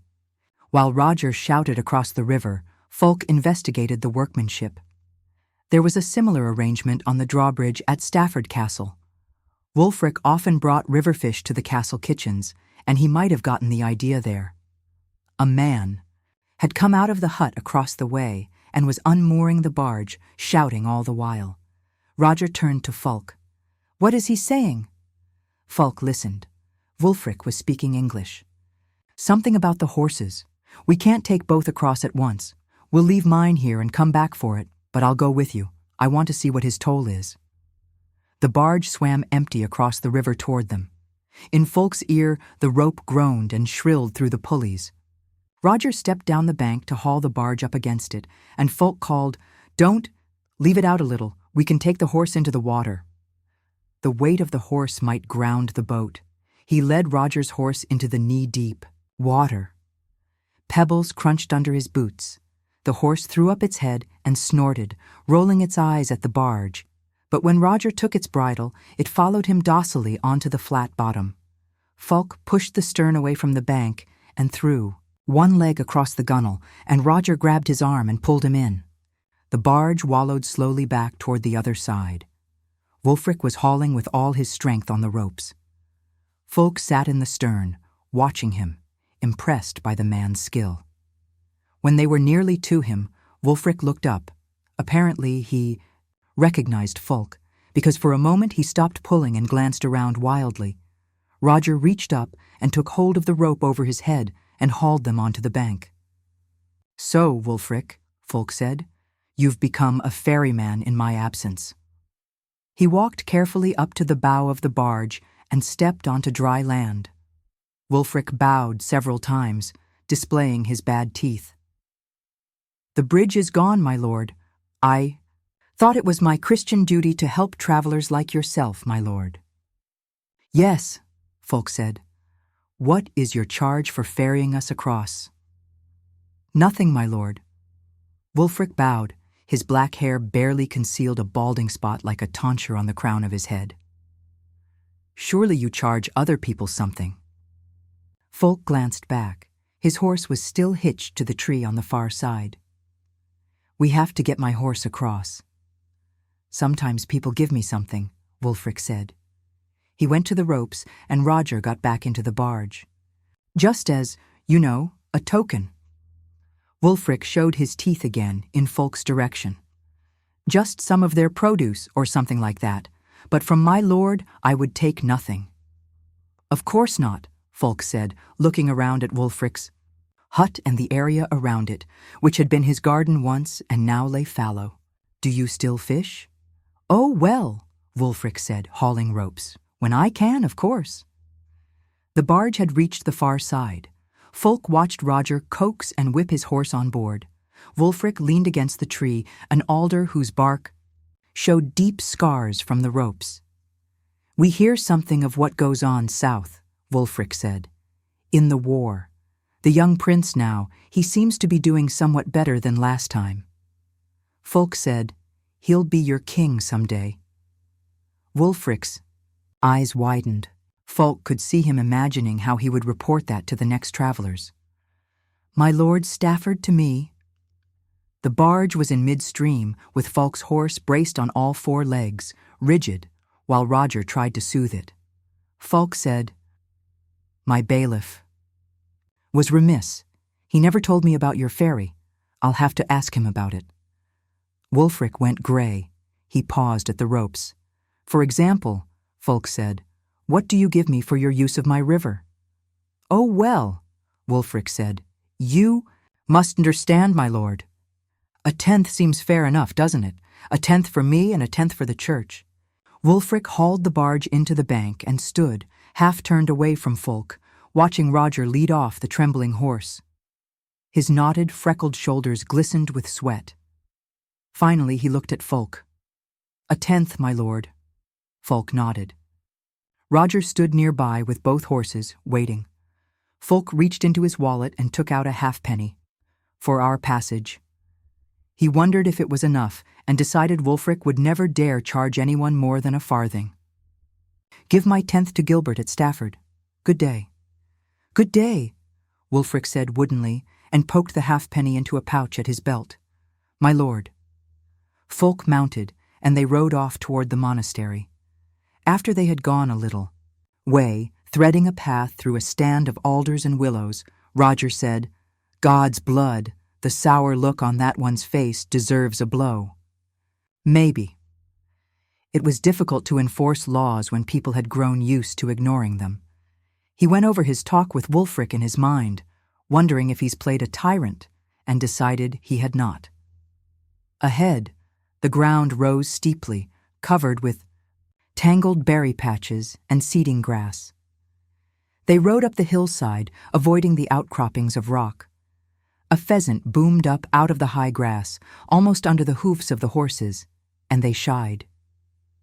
"It's hot," Roger called. "It's going to be a hot summer. It's always a hot summer." They rode up onto the crest of the hill and looked down into a pine wood, across a slope littered with boulders and heavy brush. "That old bee tree has fallen down," Roger said, pointing. A huge old hollow oak tree that every summer had swarmed with bees and dripped honey lay now in a heap of dust and chunks of rotten wood across the slope, halfway to the edge of the forest. The bees were gone. Falk nudged his horse down toward it, leaning back in his saddle. On this steep slope, the horse hobbled downhill, picking its way. "Let's jump it," Roger called. Falk gathered his reins and wrapped his heels on the horse's ribs. His horse burst into a lope, straining at the pull of the steep slope. Behind him, Roger let out a yell, and his horse thundered after Falk's. Falk tightened his reins to give the horse something to lean on. The broken trunk of the bee tree rose out of the grass like a wall, and the ground all around it was littered with branches. The horse gathered itself like a bow bending and sailed over the trunk, its neck and head reaching. Falk clutched a handful of mane and watched the bee tree flying beneath them. The horse landed and stumbled and flung itself at a full gallop downhill. Roger's horse pounded after them, a wild drumming of hoofbeats. Falk shouted. The wood rushed toward them, thick and dark, full of low branches. They swerved into the mouth of a narrow deer trail. Birds screamed and fluttered in the trees overhead. Falk crouched in his saddle. He had lost a stirrup when the horse stumbled, and he poked his foot around, blindly hunting it. The iron stirrup cracked him on the ankle, and he gave up. The ground flattened out, and his horse lengthened its stride, pricking up its ears. Glancing back, Falk saw Roger crashing along after them, ducking branches.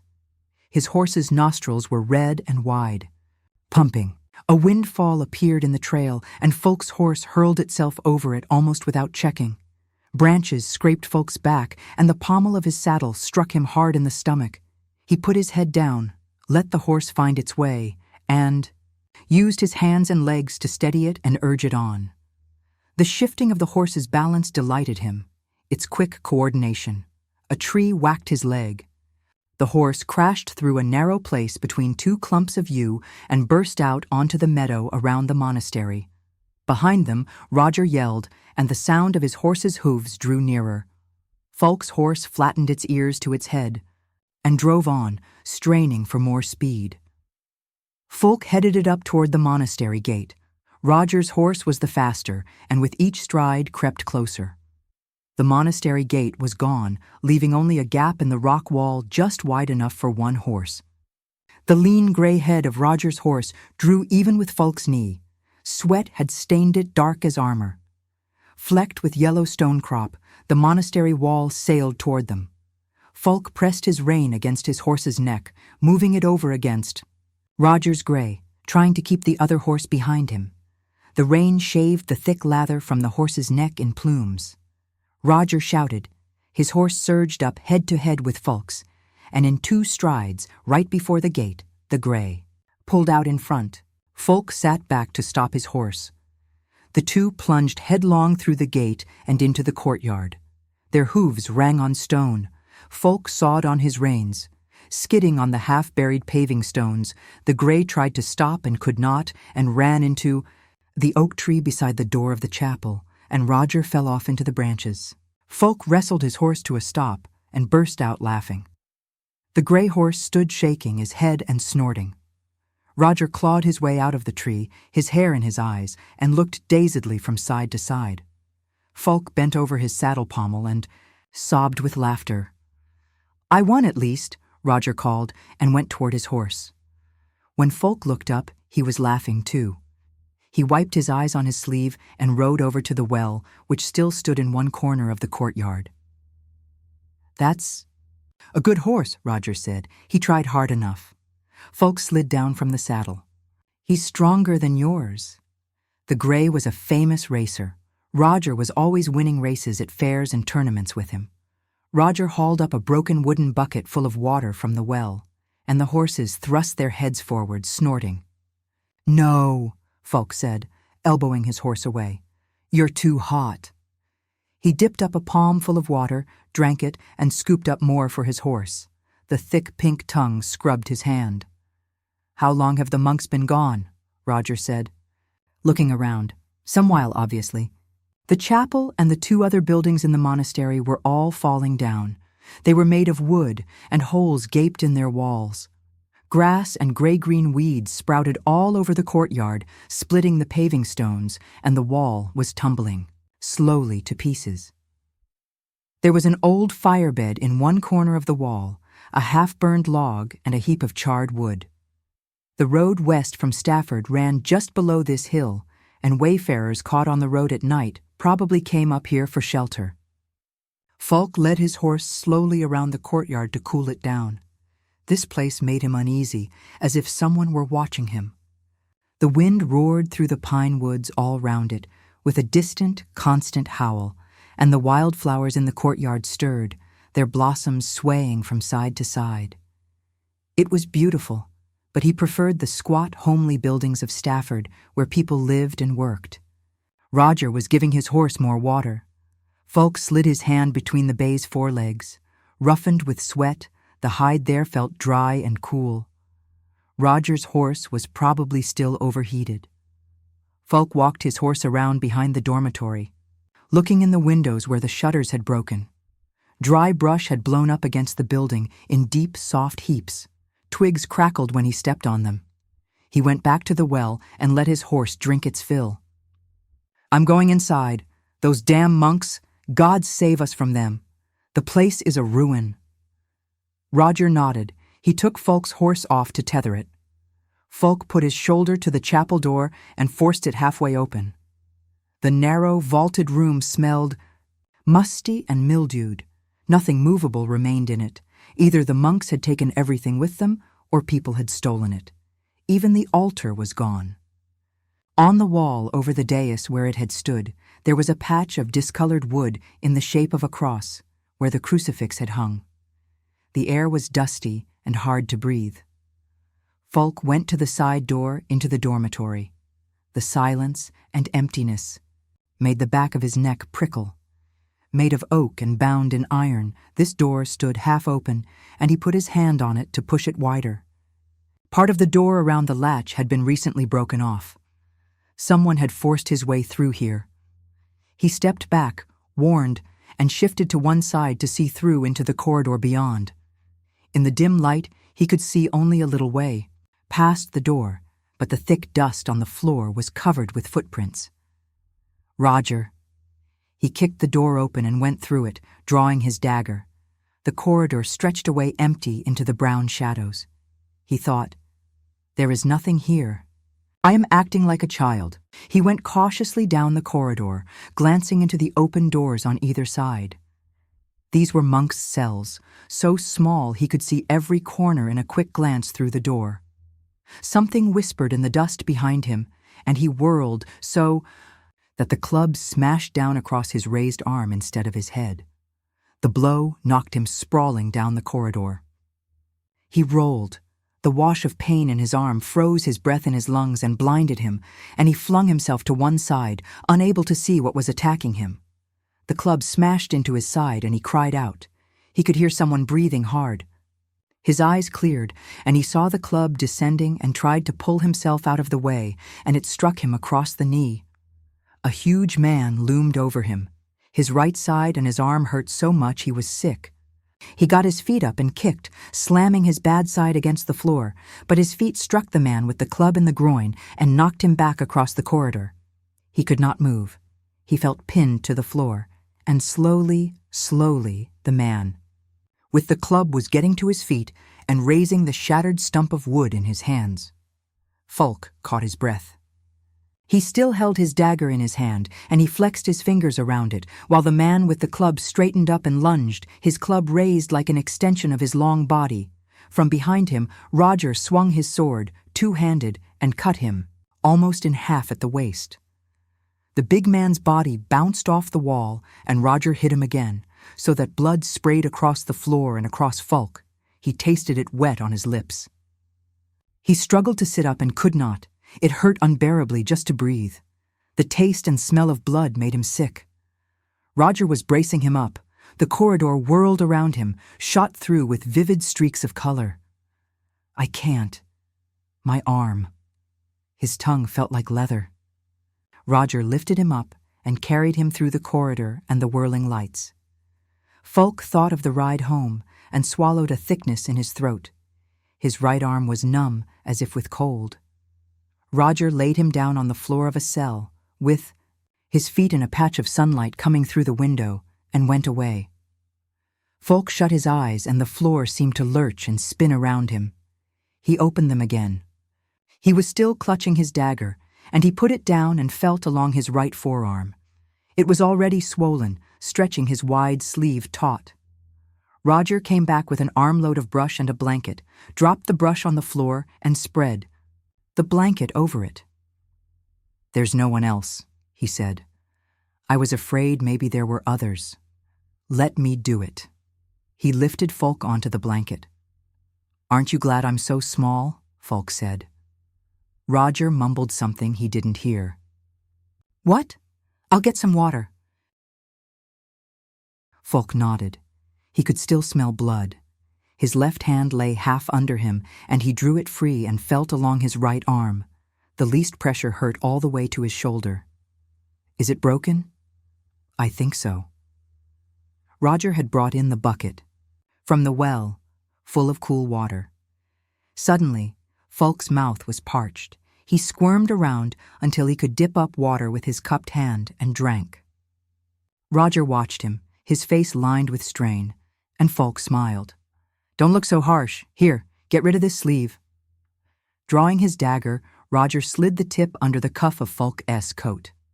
"Can you ride?" "Oh, probably, certainly." But he was not sure. He remembered when King Stephen had taken him prisoner, at Hornby. He had been covered with wounds, and once in his war with William Peveril, he had broken his leg and ridden half the night with it. He had been a younger man then. He heard the cloth tearing, the blade of the dagger touched his forearm, and he gasped at the pain. "It's broken," Roger said. "We'll have to bind it up somehow." Fulk pushed himself up so that he could take off the rest of the coat and shirt. His right arm was swollen, immense, and black. The skin stretched taut and shiny over it.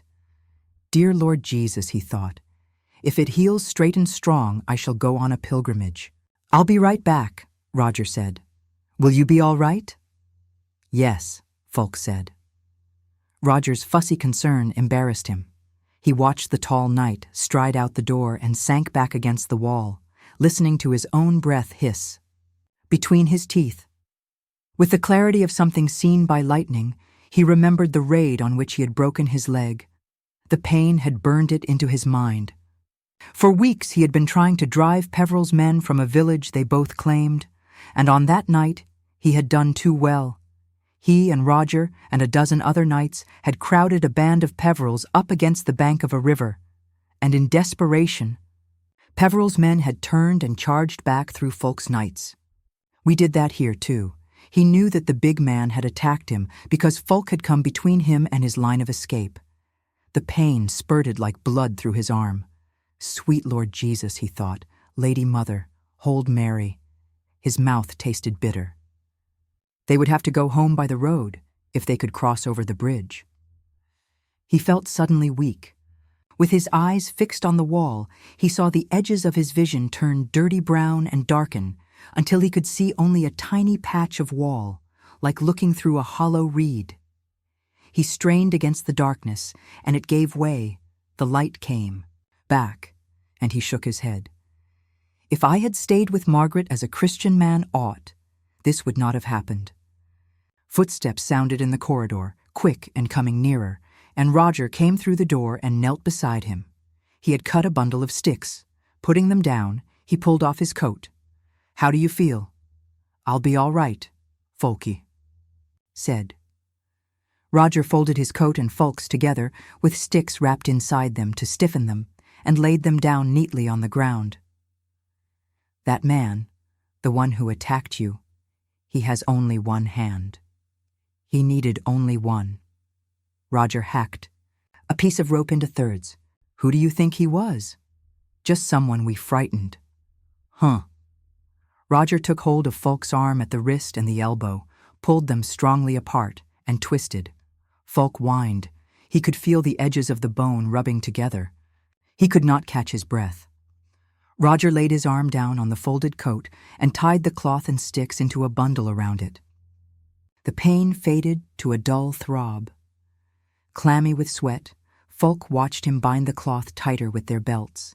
The splints held his arm stiff from elbow to wrist. Good. He must have been an outlaw, Roger said, who lost his hand for thievery. Folk shook his head. If strangers had cornered me here, I would have attacked them. Roger was making a sling from Folk's ruined shirt. What about your ribs? Never mind. He put his good hand flat on the floor and pushed himself up, and with Roger beside him, went out the door and into the corridor. The dead man lay in a heap against the wall, his cudgel broken under him. His left arm ended just before the wrist. Folk crossed himself uneasily. He had always thought it was bad luck to kill a crippled man. We can send someone here to bury him, he said. Lay him out straight, Roger. I'll take his coat too, Roger said. You can't go back half naked. No, Folk said.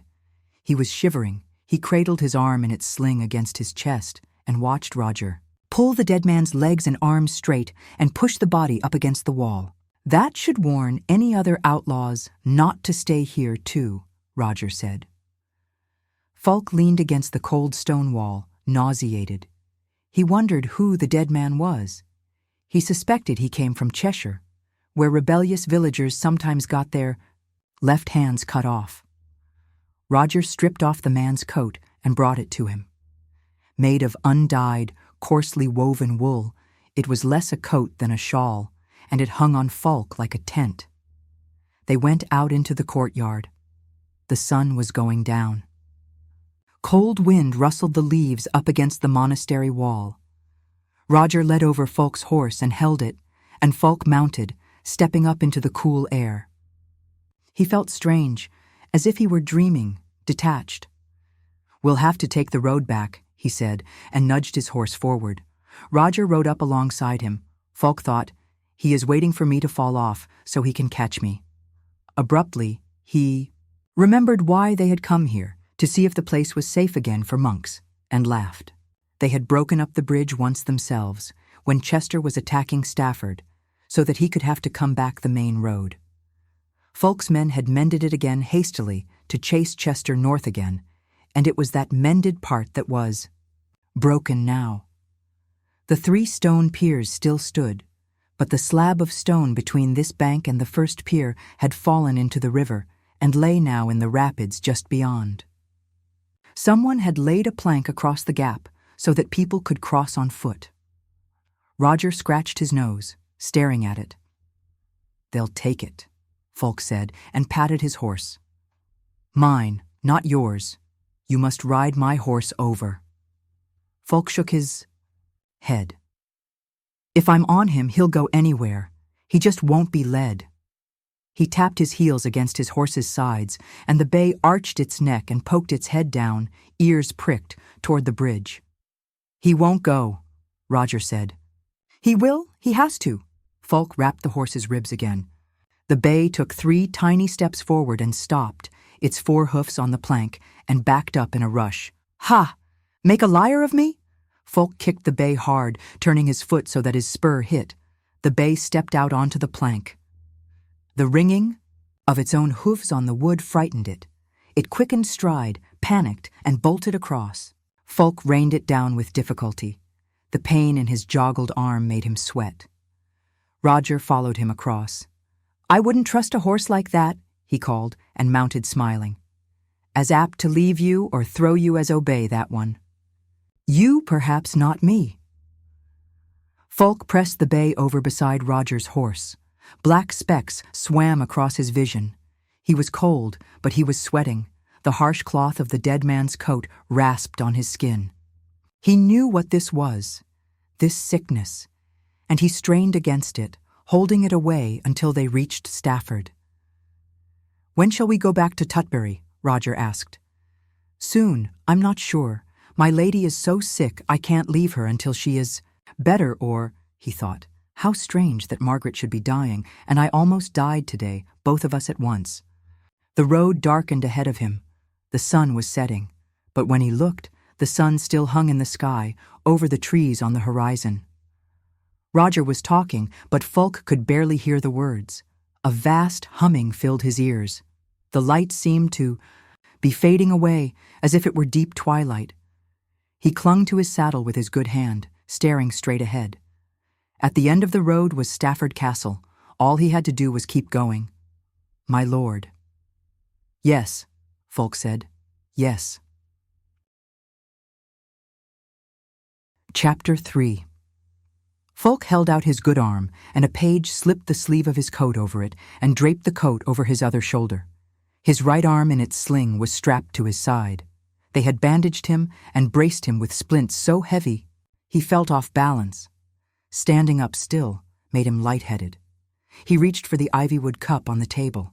With a crash, the door opened, and his younger son, Hugh, rushed in. He had come to Stafford while Fulk was sick, just before Margaret died. "Chester's here," Hugh said. "God, he just got here. He's got 40 men with him." With the wine buzzing in his head, Fulk turned so that a page could put on his belt. "Somebody tell the cook we need 20 more hams, then for Chester and 10 for his men." He settled the belt and picked up the wine cup again. Ranulph came in behind. "Hugh."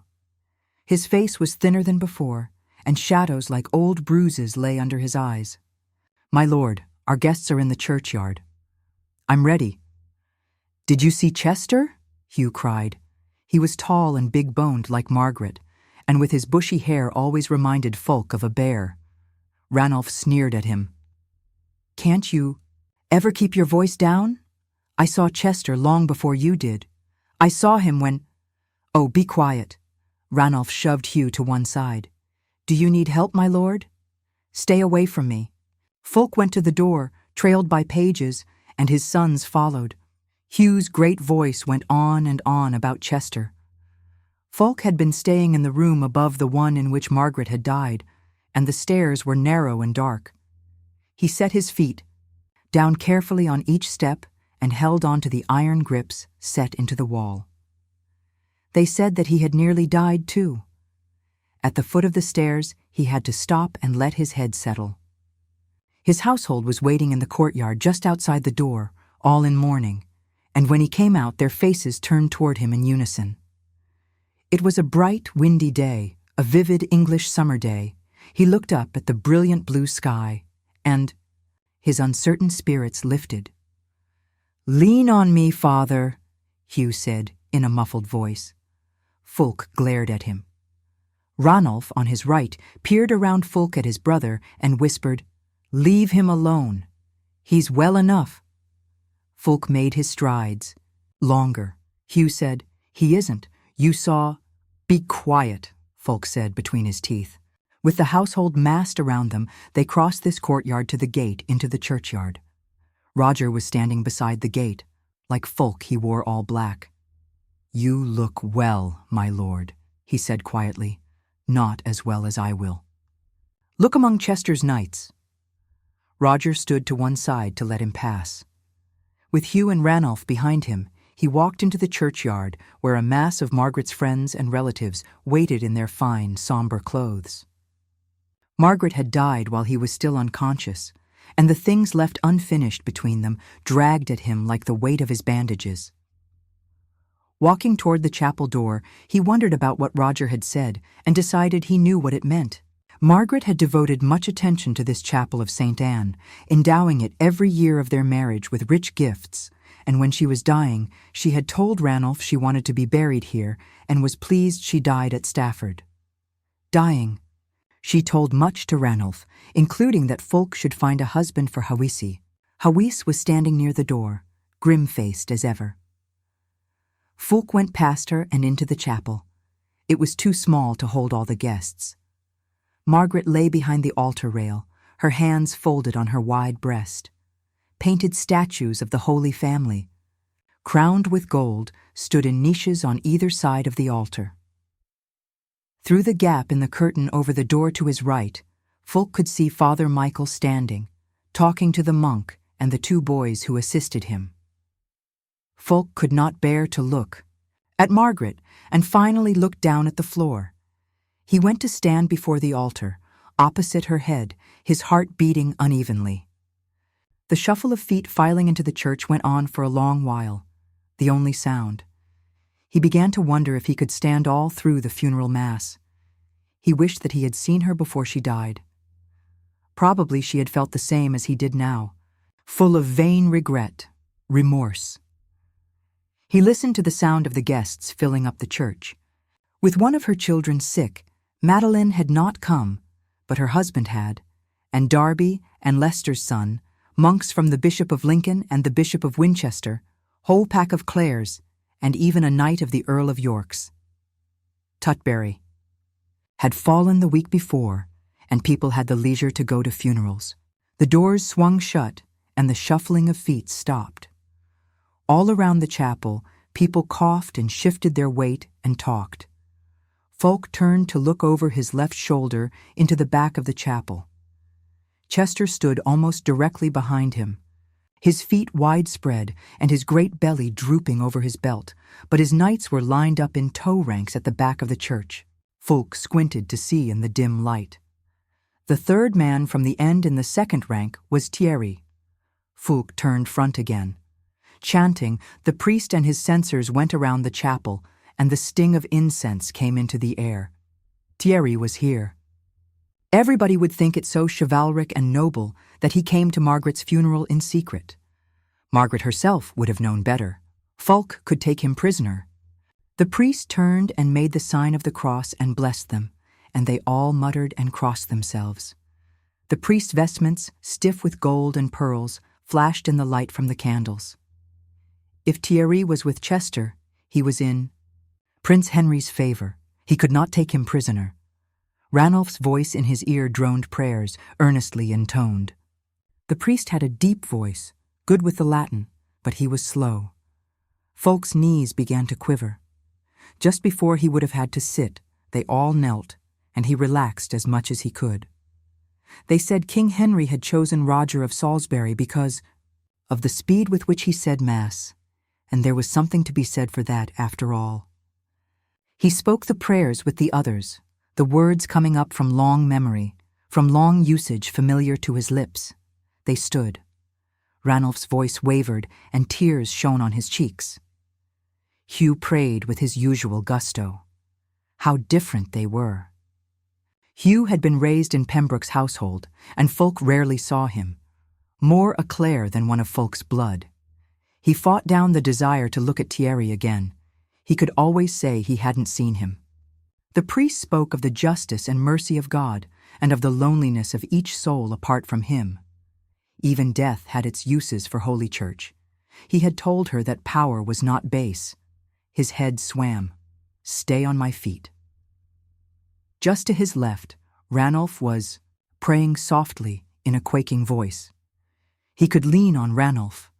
He gripped his hands together in an attitude of prayer and watched the altar dissolve into one long blur. A tremendous buzz sounded in his ears. Kneel. He collapsed to his knees and, his head cleared, a rush of cool air filled his lungs. All through the chapel, voices rose in the credo. He should think about her. He should be sorrowful. She was happier dead. Certainly hope so, he thought, since she is. Unbidden, the memory leaped into his mind of their wedding in the cathedral at Caen, and how then they had mouthed the things their elders had taught them to say, understanding almost nothing. Bewildered little boy and unhappy, bewildered little girl. She'd wanted to become a nun. All girls did at her age. He did not remember what he had wanted. Certainly not Margaret. She had been fat as the Martinmas hog even then. 20 years since, he mouthed the things his elders had taught him to say and understood almost nothing. They had never come closer together than that day. They were strangers when she died. But he thought of times they'd been together, always, fighting. On the day Ranulph was born, they had fought over names and godparents and nurses, and regret and loneliness filled him, and tears burned in his eyes. His hands rammed into his belt. Chester said, "Your lady's death is a sorrow to us all, Fulk. You have my grief attending yours." "Thank you." Fulk waved off a page with a platter of cut fruit. "She was a great-hearted woman, you know. She kept faith with me, in her own way. I wish I'd listened to her more. You brought a strange guest to me." Chester's bushy brows rose. His fleshy face was pocked with small, deep scars, and he never blinked, so that his bulging, pale eyes had a stony stare. "It was Leicester's idea. Thierry is a good drinking companion for the prince. Would you prefer I'd left him there?" "Not at all." Two of the Clares came up, and Fulk took a step to one side to greet them. "Excuse me, my lord," the taller of the two said, clutching Fulk's good hand. "God be with you in your bereavement. And with you, sir, to have lost your kinswoman. I'm very pleased you came."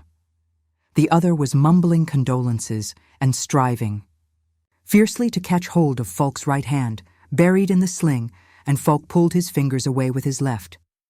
"I beg your pardon." "Philip?" The taller one smiled and drew the other away. "God bless you, my lord." "And you." Bowing, they left him. "Byzantines," Chester said, drinking. Red wine dribbled down his chin. He stood with his feet widespread and his stomach thrown forward like a woman with child. "They're all Byzantines." It was his word for anyone he didn't like. "Look at their clothes." Fulk was tucking the end of the sling around his hand. "It's the present style, very French, like the women covering their hair. So Thierry is doing well for himself." He could see Ranulph and Hugh greeting guests, Hugh vivid and dark, and Ranulph pale as ice. "I'll have to go back to the army and protect my interests." "He makes friends easily, Thierry does." Chester smiled. "People are so easily fooled. The prince sends his sympathies. He wants you back at once." "I'm flattered. Alain, thank you for coming." Alain de Redvers, one of his tenants, took his good arm and bowed. "A jewel is gone from your treasure that you can never replace, my lord. What a splendid company to gather in these difficult times. You must be pleased."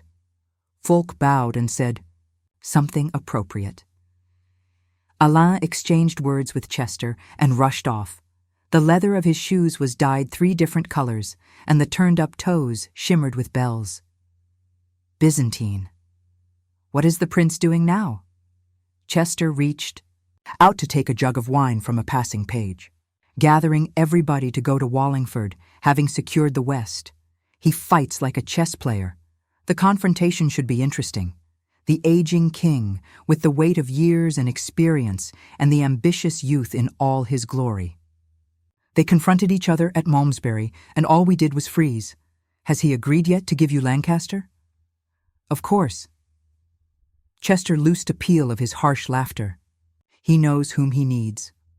Fulk drank ale and greeted more guests. With half the earls in England supporting him, Henry needed Chester less and less. Ranulph was coming toward him. Fulk looked up at Chester's face. "Let us hope, Prince. Henry remembers his friends, my lord." He bowed and moved off so that Ranulph could talk to him alone. Ranulph glanced at Chester and put his back to him. "Father, Thierry is here." "I know." "He's upstairs. He asks if you will meet him." Fulk looked around for a page, and seeing him look, one rushed up and took his cup and went to the table at the end of the room to fill it. Fulk said, "I'm going to Tutbury to rejoin the Price, and so is he. We will undoubtedly meet there." "My lord, you're going with me if it please you." Ranulph nodded. "Mother said that I should." "Did she?" A twinge of uneasiness ran through him. Even when she lay under the altar in the chapel, Margaret went on. "We'll go tomorrow. Will you see Thierry?" Fulk shook his head. Near the banquet table, Darby was talking to some of his tenants, and sudden laughter boomed out. Fulk took a step toward them. "I can't, Ranulph. I don't want to." He went over toward Darby, wanting some reason to laugh. Chapter 4. Lester said, "That engineer of yours, Perrin, was very useful. He explained it all in great detail to the prince, too, which kept him entertained. God's wounds, you did get knocked around, didn't you?" "I understand it took them a while to put it all back together." Fulk patted his splints. "I don't remember the operation. Perrin's a good man." He sat down on his bed. They were quartered in Tutbury Castle, 5 men to a room, and stretched his legs out. "Where's Chester?" "In the hall." Lester made a quick turn around the little room. He was tall and lean, with grizzled hair cropped close to his head and a steep upper lip. Until his twin brother Worcester had gone on crusade, no one in England had been able to tell them apart. "Stephen can't resist us now. There's no way. Derby's come over, Warwick and Northampton are out of the way. Everybody who hasn't joined the prince is hanging back to see what happens." Fulk lay back and folded his left arm behind his head. They had ridden all day to get here, and his broken arm hurt. "There is Eustace. The king will certainly try to keep the throne, for him in spite of the Pope. Eustace was King Stephen's elder son. London supports him, and the Earl of York and Richard Camville and Richard de Lucy. And there's William Deepre. I doubt—" Somebody knocked on the door, and the squire Lester had brought with him went to answer it. Lester said, swiftly, "Something must be done about Eustace." He stood back and looked at the door, and Fulk thought, something foul, or he wouldn't care who hears him. Ranulph came in, with Roger behind him. Roger stood to one side. Throwing off his cloak, Ranulph dumped it on the bed.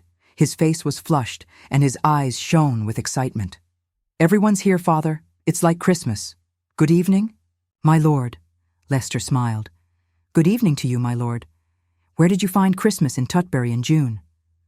"All the people he grew up with are here," Fulk said. "Where have you been?" "In the town. A lot of people are staying." "There." Ranulph gestured broadly. "My lord," Roger said, "our camp is orderly, but there's a question over booty." Lester muttered something under his breath. Roger glanced at him. "There's always a problem over booty," Fulk said. "Who got our share?" "They just say they didn't get enough. They were kept out of the looting." Lester cleared his throat. "Someone had to stay and guard the baggage train, Fulk. I'm sure the prince will make amends." "I'm sure he will." There was another knock on the door, and Roger went to open it. Lester avoided Fulk's eye. Obviously, with Fulk gone, they had thought it safe to rob his men. "My Lord Stafford?" A young man Fulk didn't know pushed forward between Ranulph and Roger. His eyes leaped from Lester to Fulk. "I'm Stafford." "Sir, my lord the Duke of Normandy, Prince Henry, requests that you attend him at your pleasure in the great hall." He had a crisp, clipped voice and a strong Angevin accent. His clothes were marvelous. Clearly he was surprised to find Fulk. Half undressed, Fulk sprawled on the bed. "You may inform the prince that I'm coming. If it please you, my lord, I shall wait and escort you." "Damn it," Lester said. "He's been wounded and he's ridden all day." "Fulk, see him tomorrow." "I'll see him tonight. I doubt he goes to bed early." "You can wait if you wish, sir, but I'm slow in dressing. Ranulph, entertain this gentleman." The Angevin drew himself up, splendid in his party-colored coat and hose. Before he could say anything, Ranulph was pulling him toward the door, introducing himself and offering wine. Going out, the Angevin said in a sulky voice, "I should return at once to—" The door cut off his voice and the splendor of his presence. Fulk laughed. "He's packed around with popinjays, isn't he?" "Stinking Angevins all think they're better than we are," Lester said. He sat down heavily. Mimicking the Angevin's accent, he said, "Oh, England, rather an—" Uncivilized place, isn't it? Don't they still wear uncured hides there? Turns my stomach to listen to them. Roger, get Morgan. They're French, that's all. I understand Thierry is sleeping in the prince's armpit these days. Morgan, Fulk's squire, came in and in silence began to lay out fresh clothes. Lester picked his nose. His charm is irresistible at first.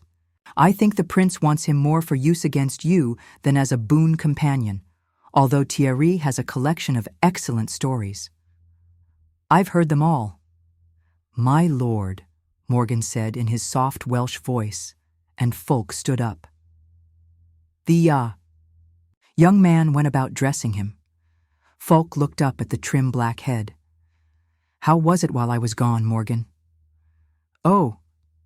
The young man helped him into his shirt. There wasn't much to do. I practiced a lot. And smiled his beautiful, peaceful smile. Old Gruffid's son, my hostage, grown up entirely in a foreign land. Fulk said, I'll have to hear you. You can play for me tonight. The door swung open, and Ranulph put his head in. Who is this fellow anyway? He jabbed his thumb over his shoulder. He meant the Angevin. He's mad. His head pulled back out of sight like a turtle's, and the door closed. Lester gave a soft laugh. I wonder what he's telling him. Morgan played for the prince, Fulk. You have a useful ally there. Morgan was bent over, fixing points. Fulk laced up the front of his shirt. I didn't know he liked music. Literature and philosophy I thought he favored. Well, Lester Day, he's a young man.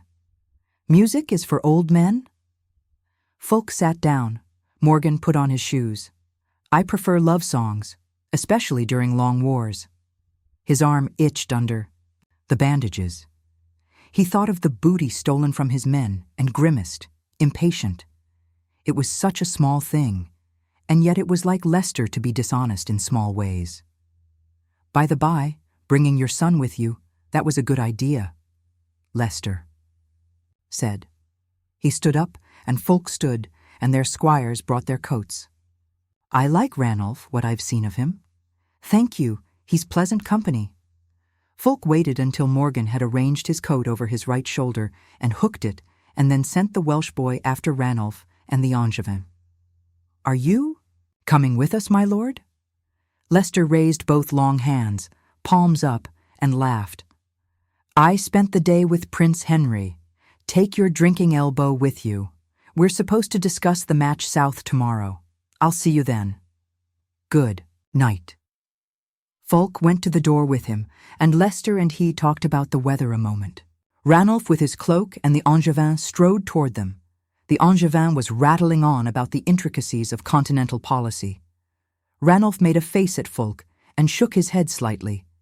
Don't you agree, my lord, the Angevin said, to Fulk, that the natural direction of my lord the prince's interests is to push his eastern boundary to coincide with the western boundary of the empire? Fulk and Lester both stared at him. The Angevin looked expectantly from one to the other. Fulk said faintly, Well, there is the matter of the King of France, don't you think? Of little moment. The Angevin disposed of the French king with a gesture. They started down the steps toward the outer door, and in their midst the Angevin crisply detailed his plan of Henry's future. Already my lord rules lands greater than those of the King of France. We see in nature how as one essence grows, another shrinks, and our prince's natural growth must coincide with the decline of the French crown. But I forget that from this far corner of the world, the view might be different. My lord, you should spend some time on the continent. The facts of policy have changed. It will take some while before the repercussions are felt in England. Fulk tried to put on his cloak, and Ranulph helped him spread it over his shoulders. He caught a whiff of the stench from the midden below Tutbury's Rock. I spend a good deal of time on the continent. I am Vicomte and bailiff of Bruyères in Normandy. Then, sir, you understand. More and more. England's a barbaric place, Lester said.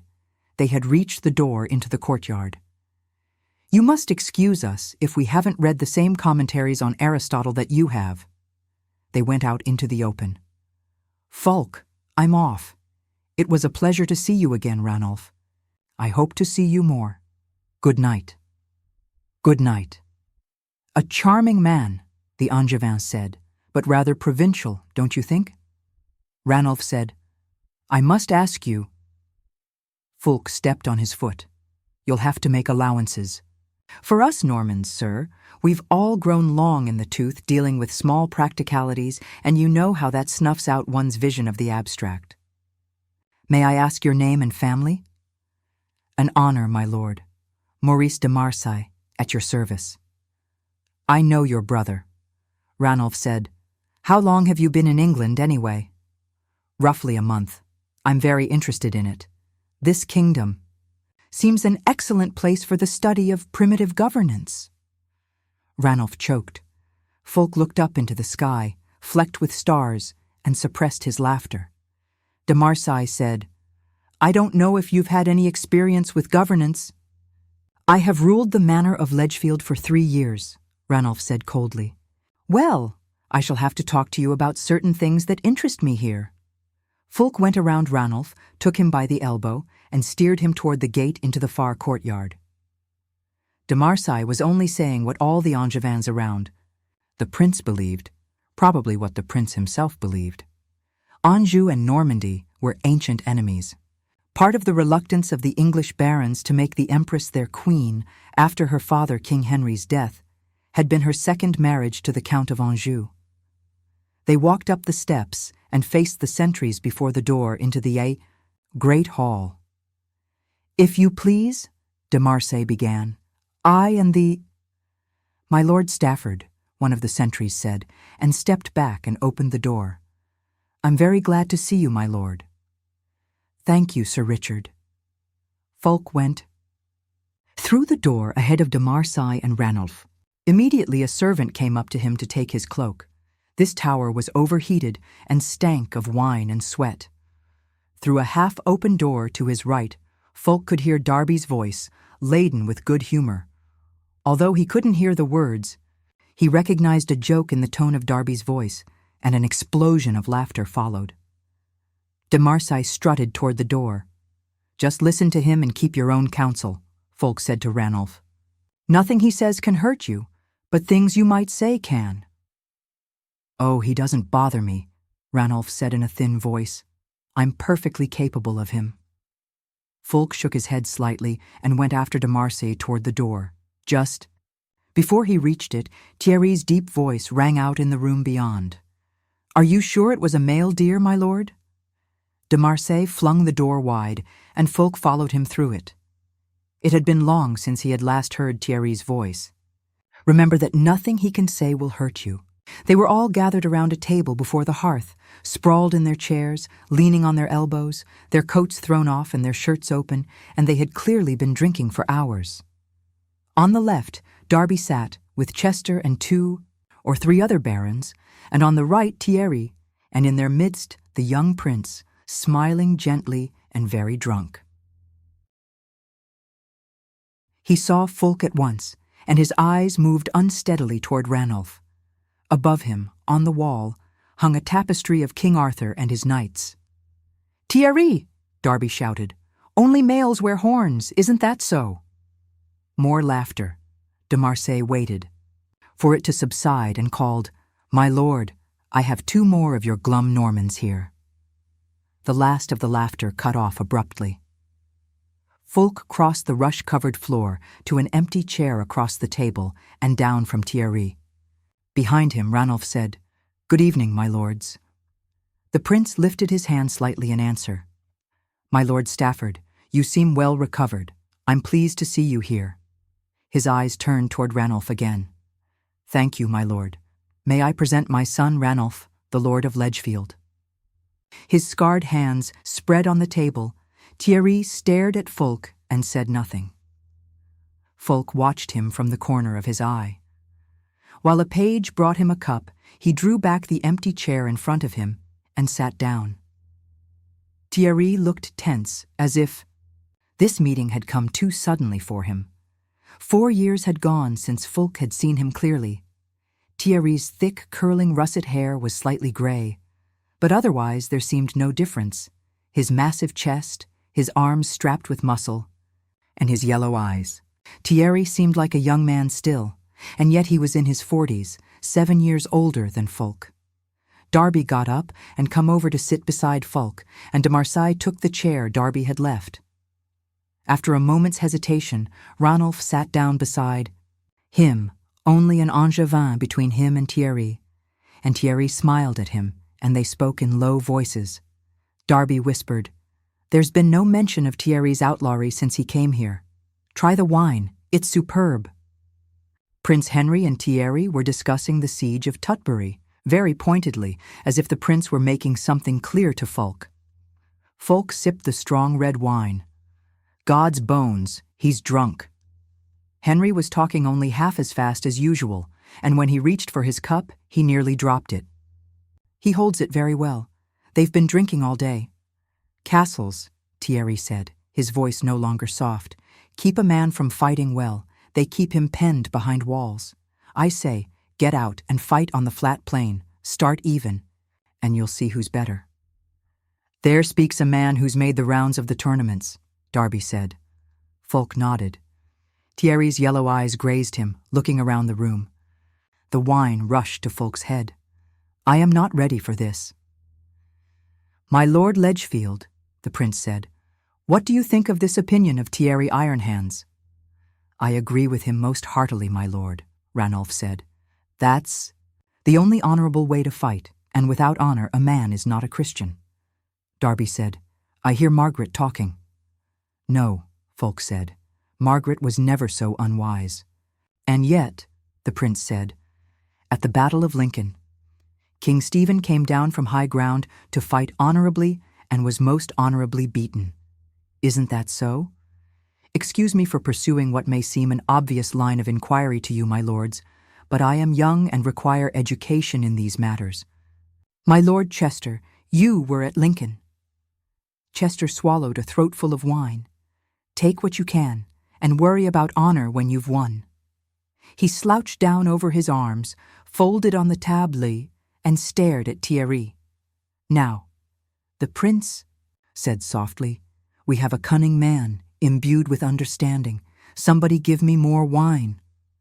He held out his cup at random, and a page took it, gave him another, and went off. His head tilted back, the prince surveyed the men around him, and his eyes came slowly to Folk. "Folk de Bruyere. I fought at Lincoln, my lord." "Did you?" Henry's eyes opened innocently wide. "I was unaware of that." "He was not," Darby whispered.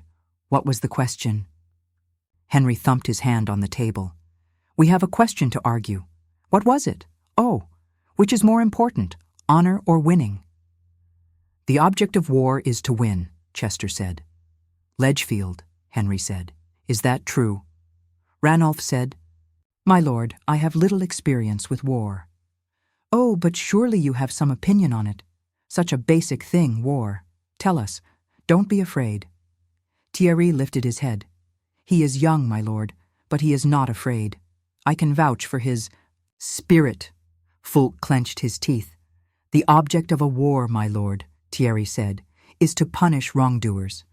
God alone decides who wins and who loses, according to the merits of each, God alone." Chester laughed. "Clearly, in England's case, God has had difficulty making up his mind these past 18 years or so.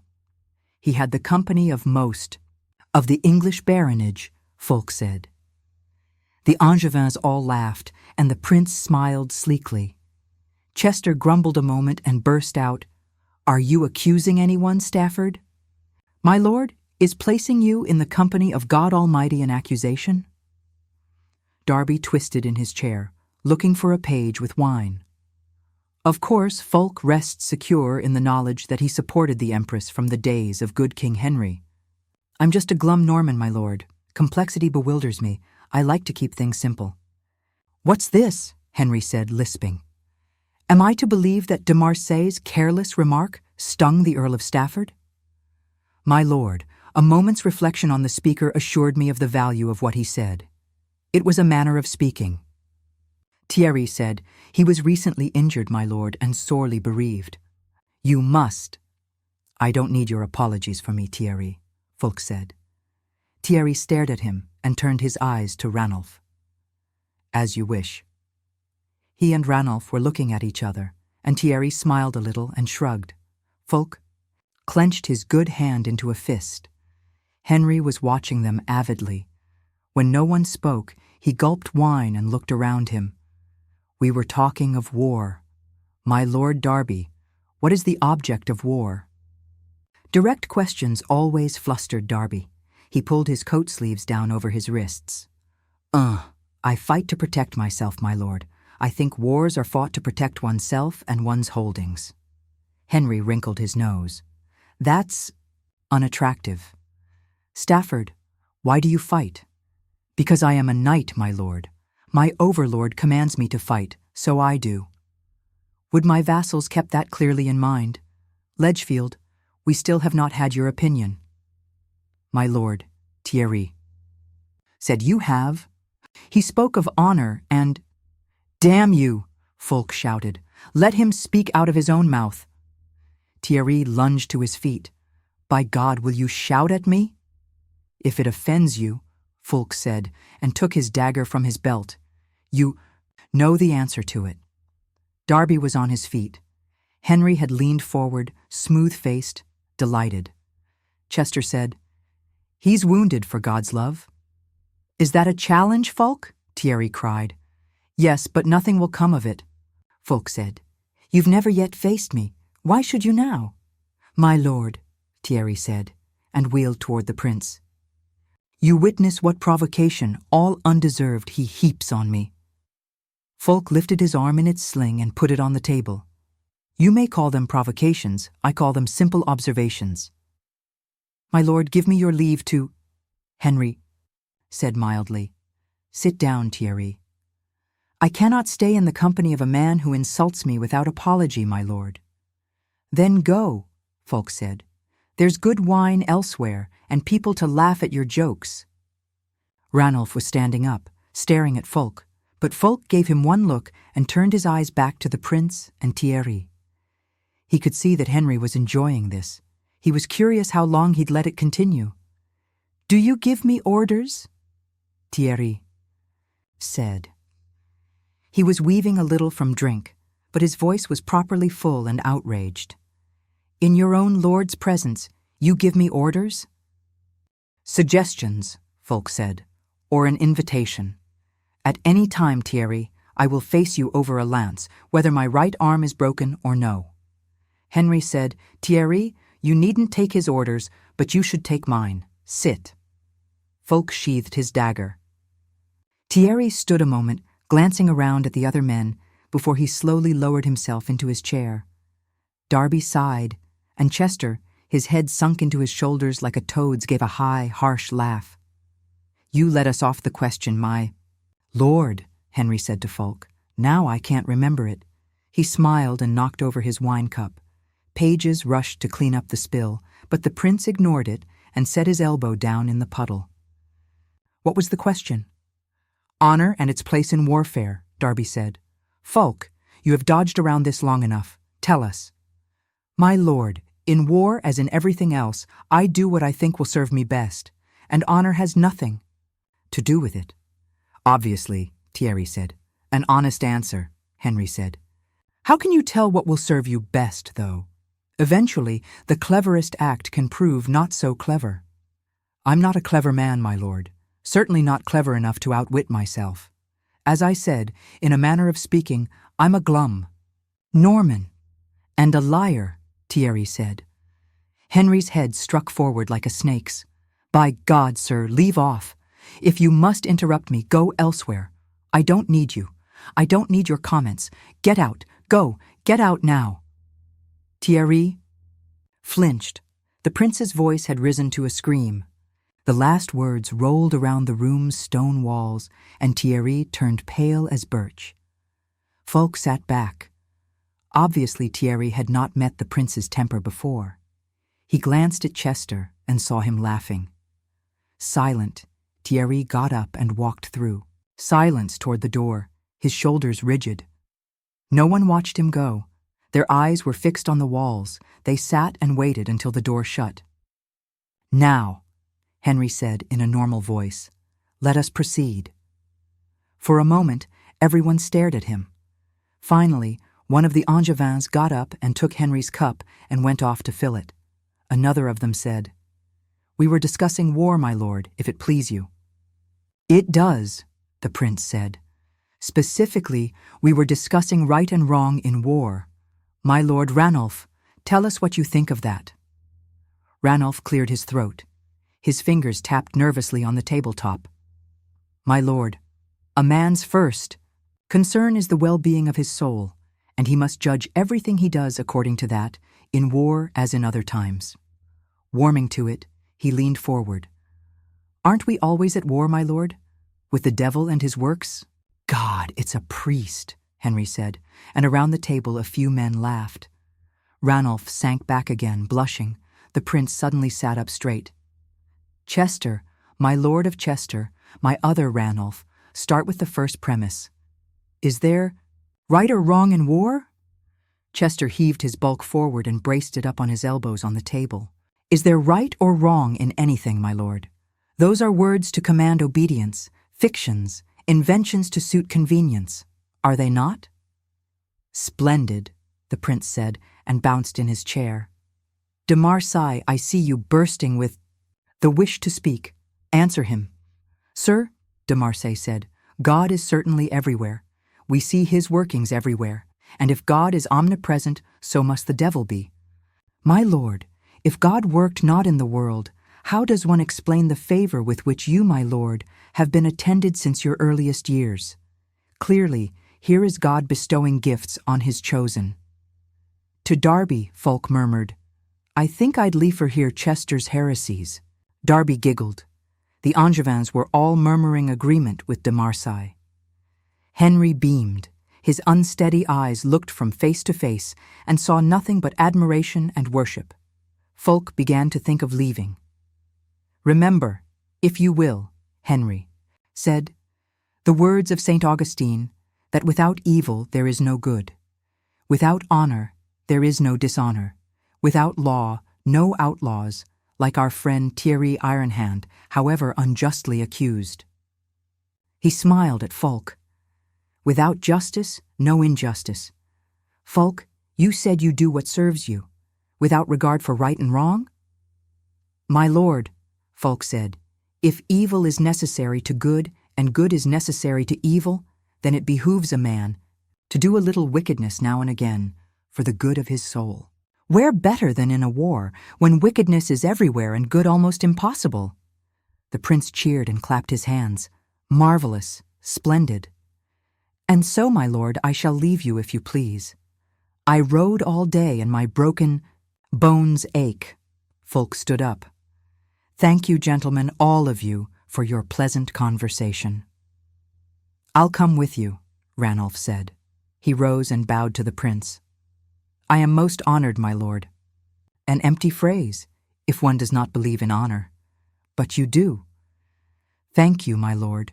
Stafford, you know of the council tomorrow." "Yes, my lord. Good night." Folk bowed and turned toward the door. Behind him, Ranulph spoke to Darby and Chester, polite and friendly, and they replied. Folk went out into the little hall and sent one of the pages waiting there for his cloak. "My lord," Ranulph said, "are you feeling well?" "Not really." "The way you spoke to Thierry, I've never heard you speak to any man," Ranulph said. He took the cloak from the page and draped it around Folk's shoulders, and Folk clasped it awkwardly with his left hand and started toward the door. A porter came forward to open it. Outside, in the dark, the midden stench filled his nose and made him sick to his stomach. Ranulph said, "Thierry tried to be generous to you, at first. He meant no harm to you. I was ashamed for you the way you spoke to him. If my right arm were good, I would have killed him," Folk said. He stretched his legs, walking as fast as he could to keep Ranulph quiet. On the ramparts, torches fluttered in the wind like flags. He could still hear the voices of the men in the hall behind him. "All he wants is your friendship, and yet you hate him so much," Ranulph said. I don't understand. I see in him the same wicked man I see in me. They had come to the door in the courtyard wall. Fulk took hold of the iron ring and pulled it open. How do you know he means you any harm? Ranulph said. Would he be here if he did not? Fulk shook his head. I'm tired, Ranulph. I'm going to bed. I'll see you in the morning. Good night. Ranulph frowned. Good night, my lord. Fulk went across the courtyard toward the door into the tower. A man was waiting just beyond the threshold, a candle in his hand, sheltering it from the wind with his other palm. It was Morgan. When Fulk reached him, he turned and without speaking went up the narrow stair, lighting his way. Chapter 5. Ranulph said rapidly, Did you arrange it? I wish I could go with you. I feel my duty is with you. Never mind your duty. You'll learn more with the prince. Fulk shifted up one step, out of the way of the men loading his gear into a wagon in the courtyard. The sun had already climbed above the castle wall. They were late. He looked for Thierry in the flocks of people inside the wall, but could not see him. Remember that you need not answer every question put to you. Why is Thierry coming with you? I requested it. There he came, walking toward them across the courtyard, with one of his men behind him leading 2 horses. One was packed with gear. Fulk said, Anyway, the main army will be more interesting for you. The attack on Bedford especially. You have to take a castle too, Ranulph said. There is my Lord Chester. What do you think of him? Treacherous and infinitely capable of cosmic explanation for it. Infinitely cynical, you mean? No. The wagon was loaded, and horses drew it rattling away. Morgan went back into the tower. He isn't cynical at all. He's innocent. Sometimes they look the same. We're going. Do you want to ride down to the camp with us? Yes. Ranulph's face was bright with excitement. He rushed down the steps into the courtyard and called to his squire to bring his horse. Roger rode up from the stables with Fulk's bay horse trailing behind him. Chester came over. Leaving, are you? But you've always been hasty. He laughed. And there's my namesake. Good morning, Ranulph. Fulk stopped on the bottom step to talk to him. The height of the step brought them nearly eye to eye. I named him Ranulph for my grandfather, Chester. I can promise that it was in spite of you. Chester laughed again. His eyes veered toward Ranulph. Nonetheless, I feel a kinship. Fulk hoped that was an illusion. Chester was wearing a belt of gold links that caught the sun. That's a very fine belt, my lord. I got it here in Tutbury, Chester said. Maybe you can find one on your way south. I'll watch over your heir while you're gone. He bowed elaborately to Ranulph. Good luck, Fulk. Watch that spider of an uncle of yours. He swaggered off across the courtyard, surrounded by his hangers-on. He agrees with you about Thierry, Ranulph said. Fulk's head bobbed. Roger, we should get down to the camp. I don't think you want to, really, Roger said. He held Fulk's horse by the bridle while Fulk mounted. Good morning, my lord. Hello, Roger, Ranulph said. Fulk slung his leg forward over his horse's shoulder and bent down to check his girth. Ranulph, there's your squire. I see him? Ranulph plunged off across the courtyard to get his horse. Roger mounted and stretched his arms over his head. What's wrong in the camp? Fulk asked. We were gone too long. They're lazy bastards. They go around telling each other what to do and do nothing themselves. We'll have a good hard march to get them in shape again. Talking, they rode down toward the castle gate. They passed a group of men, standing and talking, and Fulk raised his hand to them. One of them called his name and stepped backward out of the group, turning toward him. Fulk stopped his horse. At first he didn't recognize the man, but when he came up to him he saw that it was William Louvel, a Norman knight. My lord, Louvel said, God be with you. Are you going now? As soon as I can. You're with the prince, aren't you? Yes, aren't you? Louvel scratched Folk's horse under the jaw, and it rubbed its head against his arm. In a manner of speaking, he sent me off to ride his flank, and by the way, take Sulwick Castle. Have you ever been there? Louvel shook his head positively. I have never heard of it. Where is it? Southeast of my castle. Of Bruyères-le-Forêt, in Hertford. Through the tail of his eye he saw Ranulph coming on his chestnut horse. Well, I'll see you again in Wallingford. Don't take it all before I get there. With a laugh, Louvel stood back. God support you. Good marching. He went back toward his friends, and Fulk, Ranulph, and Roger went out the gate into the steep, narrow streets of Tutbury. How far east of us will you be riding? Ranulph said. Fulk reined his horse around a hole in the road. On either side, rows of thatched roofs descended the hill like steps. Not far, a few days away. If the king tries to cut Henry off from Wallingford, we'll screen your flank and warn you. All the houses they had passed were empty. Fulk looked curiously in through their gaping doors. The siege had driven out all the people.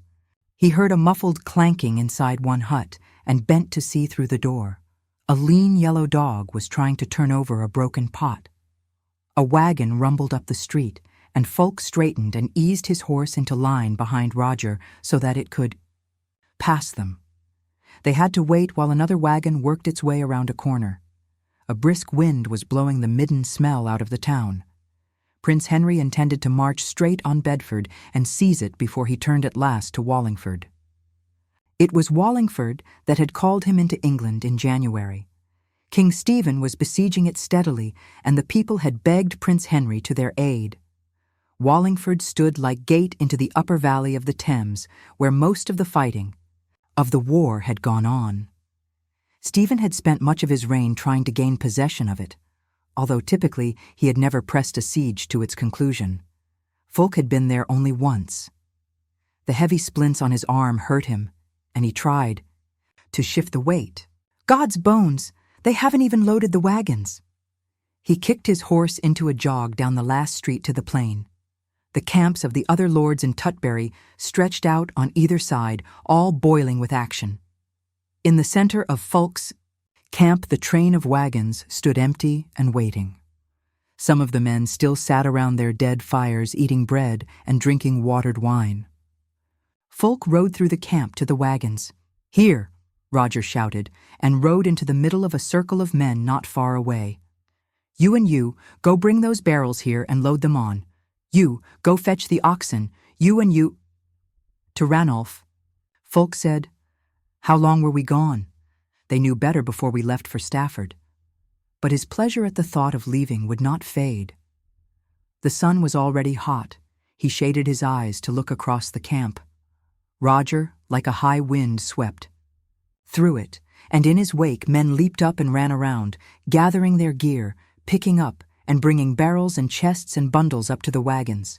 Ranulph said, If I were you, my lord, look, is that Simon d'Ivry? Yes. Simon was one of a pack of young knights surrounding Thierry, who stood head and shoulders above them all, his head bowed like a kindly tutor listening to his charges. Ranulph pulled his horse up behind Fulk's. I haven't seen Simon. I'll go talk to him, if you don't mind. Hello, Morgan. Father, mark you don't go before I see you again. He raced off across the camp toward Thierry, dodging the men working in his way. Fulk grunted. The men around him were finally loading the wagons, swearing at the weights of the chests and barrels. There was little enough: salted meat, flour, kegs for water. They would have only half a dozen wagons in all. Morgan was making himself busy. Morgan, find me a piece of sheepskin, not too large. Roger was coming back. 2 teams of oxen, dragging their traces, trudged up to the first of the wagons. Fulk had always admired their way of going, never fast, but never really slow, their short, thick legs stamping down firmly in the dust, decisive. He rode up to watch the carters hitch them to the wagon. We'll make no pace with those, a knight said, and snorted. Fulk did not reply. Prince Henry would move relatively slowly, and Fulk had no wish to outride him. He was pleased that he had been commanded to ride flank. Farther to the east, the forage was not so wasted, and everything he did relied on him alone. Morgan came back with a flap of sheepskin. "My lord," Roger called. He trotted his horse up to Fulk's. The grey's neck was blue-black with sweat. "We should be ready to leave at noon." Morgan had climbed up onto the nearest wagon, and Fulk rode closer to him. "I wanted to leave this morning."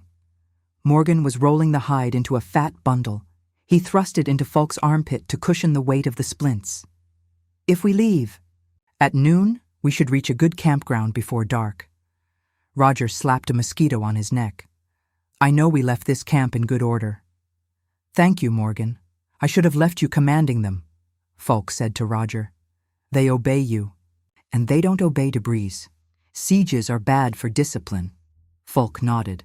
"Let Debris and his men ride forward when we march. Who can ride rear guard?" "The men of Bruyère in Normandy, they're the most orderly." Ranulph rode up, with Simon d'Ivry behind him. "Father, when are you going?" "By noon, I think." "Good morning, Sir Simon." Simon bowed. "My lord." He was all Norman, red-faced and red-headed, already massive in the chest and shoulders. Ranulph looked like a reed beside him, although they were the same age. "My lord," Simon said, "we have a request of you, Sir Thierry Ironhand and I and my men, and—" "Sir William and Sir Rabel wish to be vanguard." Fulk glanced at Roger. "We were just discussing that, and we had decided to put the Lord of Breeze in front." "My lord, we request this honor especially." Fulk sat still a moment, thinking of Thierry, of his yearning for glory. "Guy, Debris is a soldier of long experience. Let him ride forward for the while. We can rearrange the order of march at any time, and we doubtless will." Thierry apparently had only 2 of his own men with him, silent, weather-beaten knights, whose names Fulk did not know. "If you wish, Sir Simon, you may ride rearguard." "The rearguard!" Simon flushed, his broad shoulders hunched. "My lord, if you decline it, Sir Simon, at least don't expand on the topic." "As you wish, my lord." Simon's voice was clipped. "I take my leave." He jerked his horse around and spurred away. "Simon is very blunt," Ranulph said. "You always know what he thinks." "He's been listening to Thierry. Here comes Debris. Are we ready?" "No. God's blood. We were gone less than 10 days. Ranulph, do you have wine with you?" "No. I thought you'd bring some." "Here." Roger held out a wineskin, and Fulk pulled the stopper and drank. Even the wine was hot from the sun. It tasted leathery. Debris rode up and reached for the wine. "Excellent weather," Debris said. "Are we taking all these wagons with us?" Fulk nodded. "I hope you're ready to beat off outlaws. You don't know how ruined the kingdom is until you try to go anywhere on the roads. You know Ranulph, of course." "I met him first in his cradle." Debris shook Ranulph's hand. "Coming with us? It should be an interesting campaign." "No, I'm going with the prince." Ranulph smiled. Something in the cast of his face suddenly reminded Fulk of Margaret, but when he tried to define it, he could not. "Good luck," Debris said, "and keep your own counsel, my lord." Fulk said, "He'll learn to, soon enough. He'll be more comfortable than we will be, I expect. I came to find out the order or march, my lord, although I see we have the rest of the morning to while away before we leave." "You'll ride vanguard. How many knights do you have?" 12. "How far ahead do you wish me?" "Within. Hearing if either of us uses a horn. Use your judgment. Around dusk find us a suitable campsite. No need to keep running back and forth to tell me what's ahead, short of an ambush. You know the road to Bruyère-le-Forêt?" Debris nodded. He smiled, and crow's feet spread and deepened around his eyes. "Do you ever change the words?" To Ranulph. 15 years, squire and knight, I have followed him, and ever he says the same thing. He clapped Fulk gently on the good shoulder. "Ride soft, my lord, ride soft." He backed his horse away and rode to rejoin his men. Never knew you were such good friends, Ranulph said, surprised. He's a good man, for all he cannot command a camp. A column of knights was forming behind the wagons. Mark what he said. These men you'll ride with are older and subtler than you. Yes. Is there anything I should manage for you with the prince? Fulk laughed. No, not really. You are going with them to watch and listen, not to manage affairs. I promise you, he has given me everything I wanted of him, or I would not be here now. I want him to grow used to thinking of you as my heir. Listen. From the castle, standing above them on its red rock, horns blasted. All the war horses swung their heads up, ears pricked, and their wide nostrils distended. Fulk said, You should go back. Something is happening. Or someone might simply be going out and wanting a great display for it. Goodbye, Ranulph.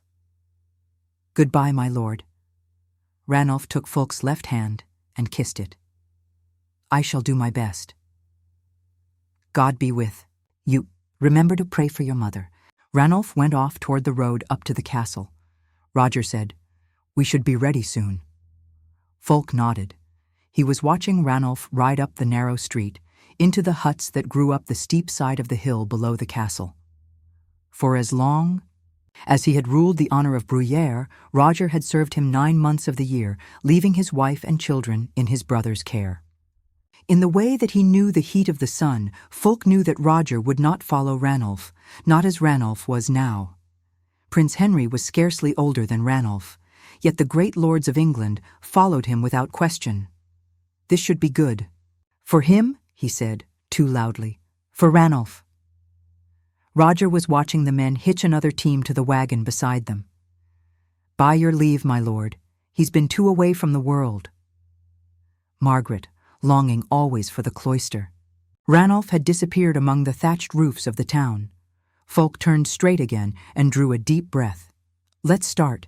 Move them down to the edge of the camp. They left Tutbury just before noon and rode through a stretch of needwood forest, toward the road south. In the mid-afternoon, they marched out of the trees onto wasted land. Once men had tilled this ground and lived on it, but now the forest was creeping out to reclaim it. Sinks of wild fen covered the lower ground. Purple vetch and speedwell and yellow charlock blossomed in the fields they rode through, patches of white yarrow, all the boisterous colors under the sun. We should be in the forest again by nightfall, Roger said. Tomorrow we won't have this heat. Sooner than that. The sun drenched them.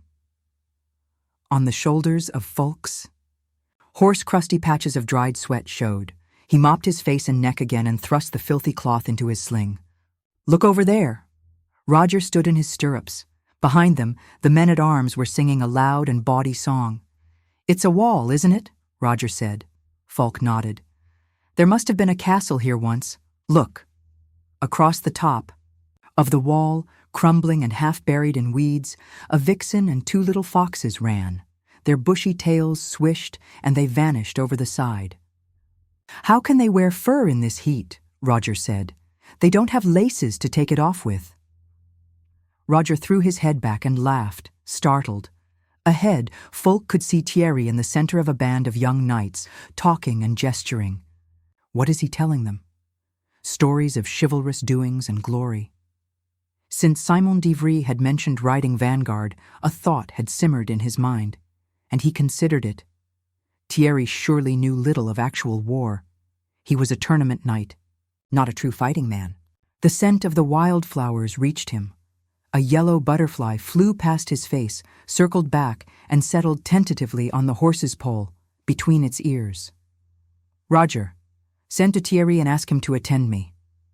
Roger gave him a quick, hard look and called back to Morgan. Fulk looked off across the wasted fields. They rose steadily to a ling of hills against the sky, covered with flowers in 20 different shades of yellow and blue. The mark of the plow still lay subtly on the fields, the even rippling of furrows. Once they entered the forest, the horizon would close down around them, and they would have to ride closer together. but out here they could see any enemy long before he struck. The thought of fighting stirred him, a little thrill of excitement running through him. Fighting was easy. There was no time to think. Thierry was riding toward him, bear-sized in his hauberk, his fine russet hair trailing out on the wind. "My lord," Thierry said cautiously, and turned to ride beside Fulk. "What is it, nephew?" "As long as we're marching, we ought to keep the peace between us, don't you think? For the sake of our purpose." "Fulk," Thierry said, "I have never wanted anything but peace between us. I won't argue it. There wasn't enough room for 3 horses abreast, and Roger had fallen behind." Fulk's bay snapped at Thierry's grey horse and laid its ears back. Fulk jerked on his reins, something to say. "Where have you been all this while? Before you came back to England?" "In Spain, for a year. Before that, I rode to the tournaments in France." Thierry's yellow eyes looked earnestly into Fulk's. "You should go there. To France. There is such excitement and glory in the tournaments, I cannot tell you. We have tournaments here, not as often. Did you do well?" "Well enough. A good knight can make his way very well from ransoms won in tournaments." "Where is it all, then?" Fulk thought, and didn't bother to ask. "I sent Lays back to her husband." Thierry's eyes looked somewhere else. "So, good. She was tiring of it, I think. Or you of her?" "Well," he smiled, the cheerful smile Fulk remembered from childhood. "That too. She's a difficult thing. She always wants something. She was always after me to work some wonder for her, to win a fief and be a lord like everyone else." "Don't you want to be like everyone else?" Thierry shook his head. "Of course not. Do you? What do you want?" The horses paced on, shoulder to shoulder. Fulk jiggled his near rein to keep the bay from nipping Thierry's grey horse. Thierry wet his lips. "You know, I want Stafford and my English lands. You know they should be mine. It is Norman custom to give the younger son the English lands, and the elder the Norman." Fulk said, "Your father himself signed the testament giving them to my care, you know that, and I've held them now for 17 years, Thierry. I won't give them up." "I know. You are not to blame." "I will not try to take them back. I can live with wanting and not having. But there is Beck. I know that Prince Henry has promised it to you. He told me he had. But it was mine, my father's legacy to me. Serve Prince Henry, and he'll give you a fief. With an heiress, there are many about. Beck is mine. You forfeited it when you were outlawed. I spent 12 years working to get it back. I won it. I won't fight with you." Fulk could feel the sweat rolling down his cheek. Ahead, the trees grew thicker, pine and birch, and the road disappeared into them. "Do you trust me, Fulk?" Thierry said in a despairing voice. "No." In the field beside them, a cloud of butterflies, bright orange, rose out of the grass and circled into the air, higher than the horses, circling upward, the air vivid with their bright, quick wings. Thierry said softly, "Nothing has changed. I have always hated you, sniveling brat you were, drippy-nosed, fawning on my father. Stafford is mine. I'll have it back, and everything else if I can. And you shall have Beck. I hate you as much as I ever did, you narrow, cold-minded little man." Fulk smiled, his eyes between his horse's ears. "Thierry, I didn't think you'd keep it up so long, all this softness. I thought for Ranulph's sake, keep Ranulph out of this." He met Thierry's eyes. The stir of excitement came back, and he leaned forward, staring into Thierry's eyes. "For hating you, God knows I have good reason. Don't give me more." Thierry yanked his horse around and started up toward the head of the line. Fulk swore. He booted his horse after Thierry's. They both swung out of the column into the ditch, and Thierry's grey slipped and slid on the uneven footing. Fulk pulled his horse up onto the flat ground and galloped down on Thierry. The column buckled, veering away from them. Roger shouted something. Thierry heard Fulk coming and wheeled his horse around, and Fulk clamped his broken arm to his chest, thrust his legs down into the stirrups, and ran his big bay into Thierry's standing horse. The grey stumbled and went to its knees. Fulk's bay rammed its shoulder into the grey's barrel and toppled it into the ditch. Thierry rolled free. He came up running, his sword half out of the scabbard, and Fulk sawed on the reins to back his horse out of the way of Thierry's rush. "I give you leave to go," Fulk shouted. "You don't go without my word. You do nothing without my word, Thierry. Remember that." He kicked the horse at Thierry. With his arm broken, he could not use a sword, but he might make the horse trample him. Thierry dodged. His hand was on his sword, but he had not drawn it. The men around them were Fulk's men. Fulk hauled his horse around and charged him again. "My lord!" a young voice cried, and Roger bellowed something. Thierry's horse had lurched to its feet, and Thierry was trying to grab its reins. Fulk ran his bay between them. The grey horse snorted, spun, and bolted out into the fields, and Thierry scrambled up out of the ditch onto the road. The column had broken in half, and the road was clear. Fulk jumped the bay over the ditch. Thierry finally drew his sword. Fulk charged. The bay at him. "Tell me about the tournaments in France, Thierry." Thierry dodged, and Fulk sat back in his saddle. The bay skidded on the hard road. Forelegs braced.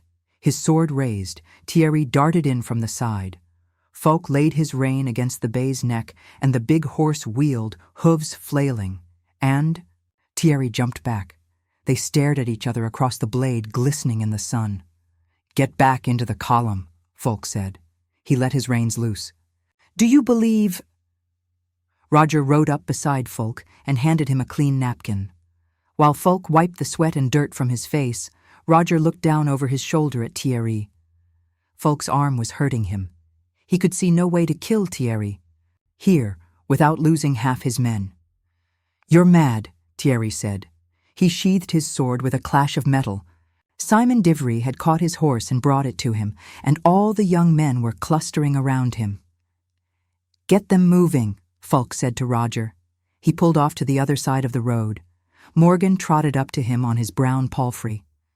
"Here, you drop this." He held out the piece of sheepskin. While he put it back under Fulk's arm, he said, "My lord, you should not exercise your arm so much. It could mend crooked." "Ah, you're like a mother to me." Morgan sat back in his saddle, solemn-faced. "He might have killed you." "You didn't even draw your sword." "I couldn't. This arm—" He looked back at the column. Thierry was among his young friends, who bent toward him, solicitous. Roger had gotten them all moving again. Fulk saw the looks on the faces of the men in the line, startled, unsure. Yes, half of them thought Thierry was in the right. A man must look after his kindred. "I'll look after him, later. Let's go." They rode at a jog through the fields. Toward their place in line, thick as snowflakes, the orange butterflies danced in the air. "My lord," Roger said, "I've found something you should see." Fulk looked back. "Why, what?" Roger shook his head. "I don't know. Come." "And see." Morgan came in the doorway behind Roger, with a bucket of water in each hand. He had already laid out their camp in the rock shell of the roofless hut and piled firewood against the wall. Fulk stood up and adjusted his arm in its sling. "Show me." Roger started out the doorway. The sun had set while they were still making camp, and in the deepening twilight, the dozen ruined huts stood like strange animal burrows in the upper end of the meadow. Fires were already burning inside some of them, glowing on the broken walls. Under the trees that surrounded them, it was already deep dark.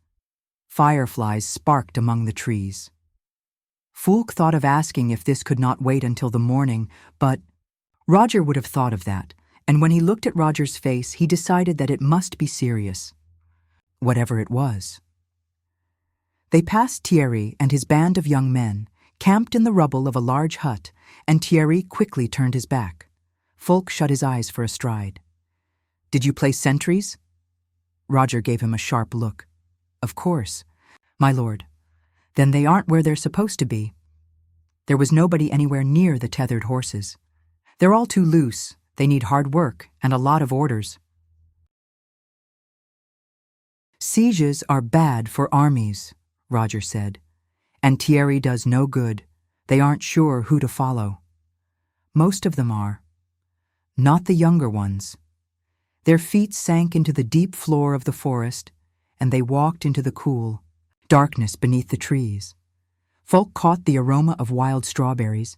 He stretched his legs to keep up with Roger. How did you come so far to find this? It isn't so far, Roger said. Over here. The leaves rustled under, the wind over their heads. Something raced away through the bushes to Folk's left. He followed Roger down a deer path. We should have brought a torch, Roger said. Here. He walked out into the middle of a small clearing where an old oak had fallen, leaving a stump twice as tall as a man. In the open, it wasn't as dark as under the trees.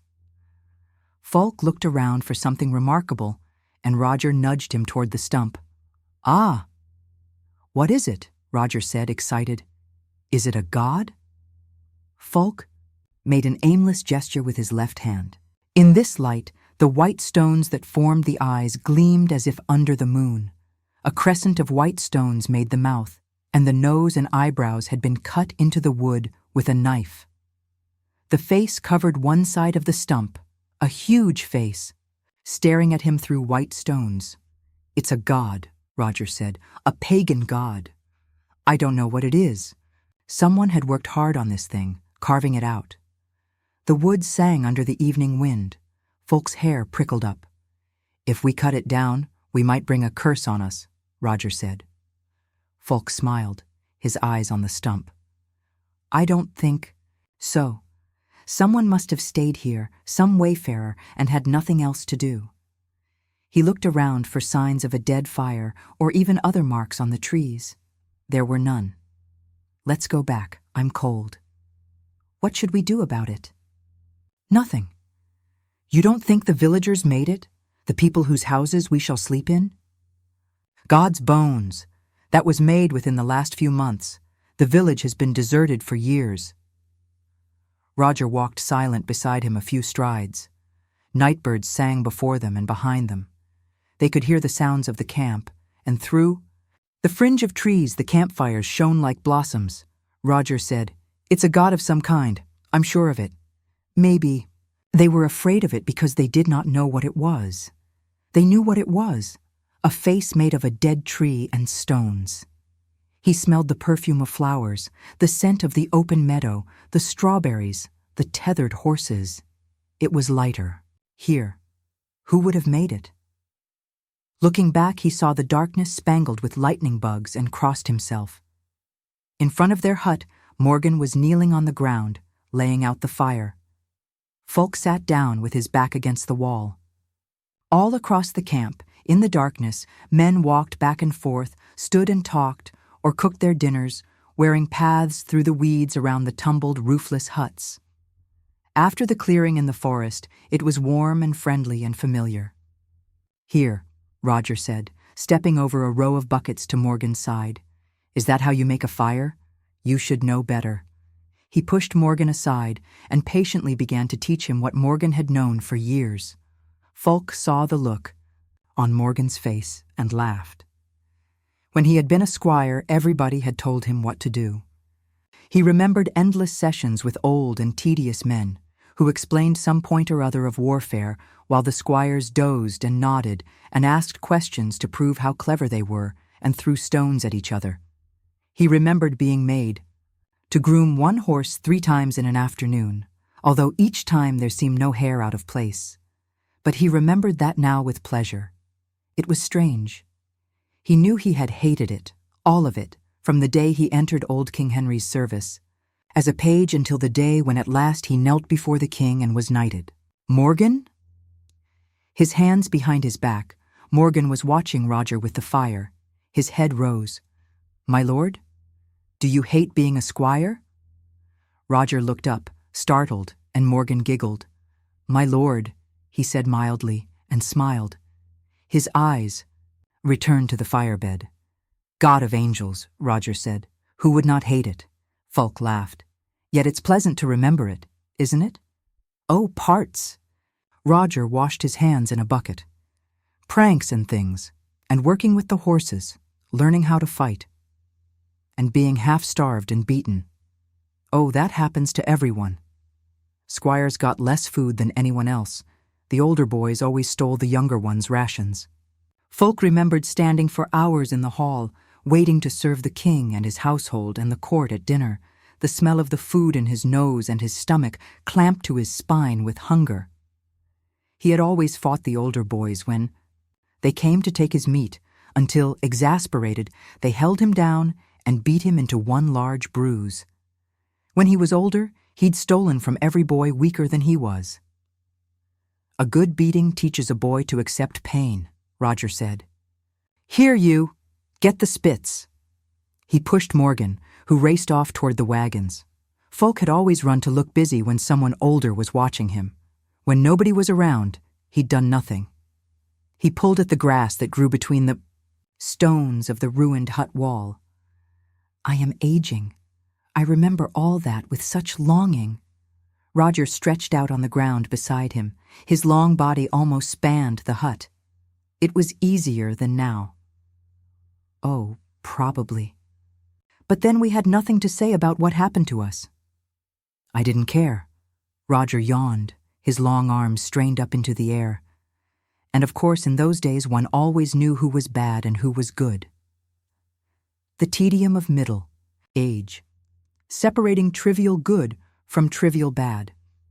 Roger laughed sleepily. As a page, he had burned with anger to hear anything spoken against King Henry.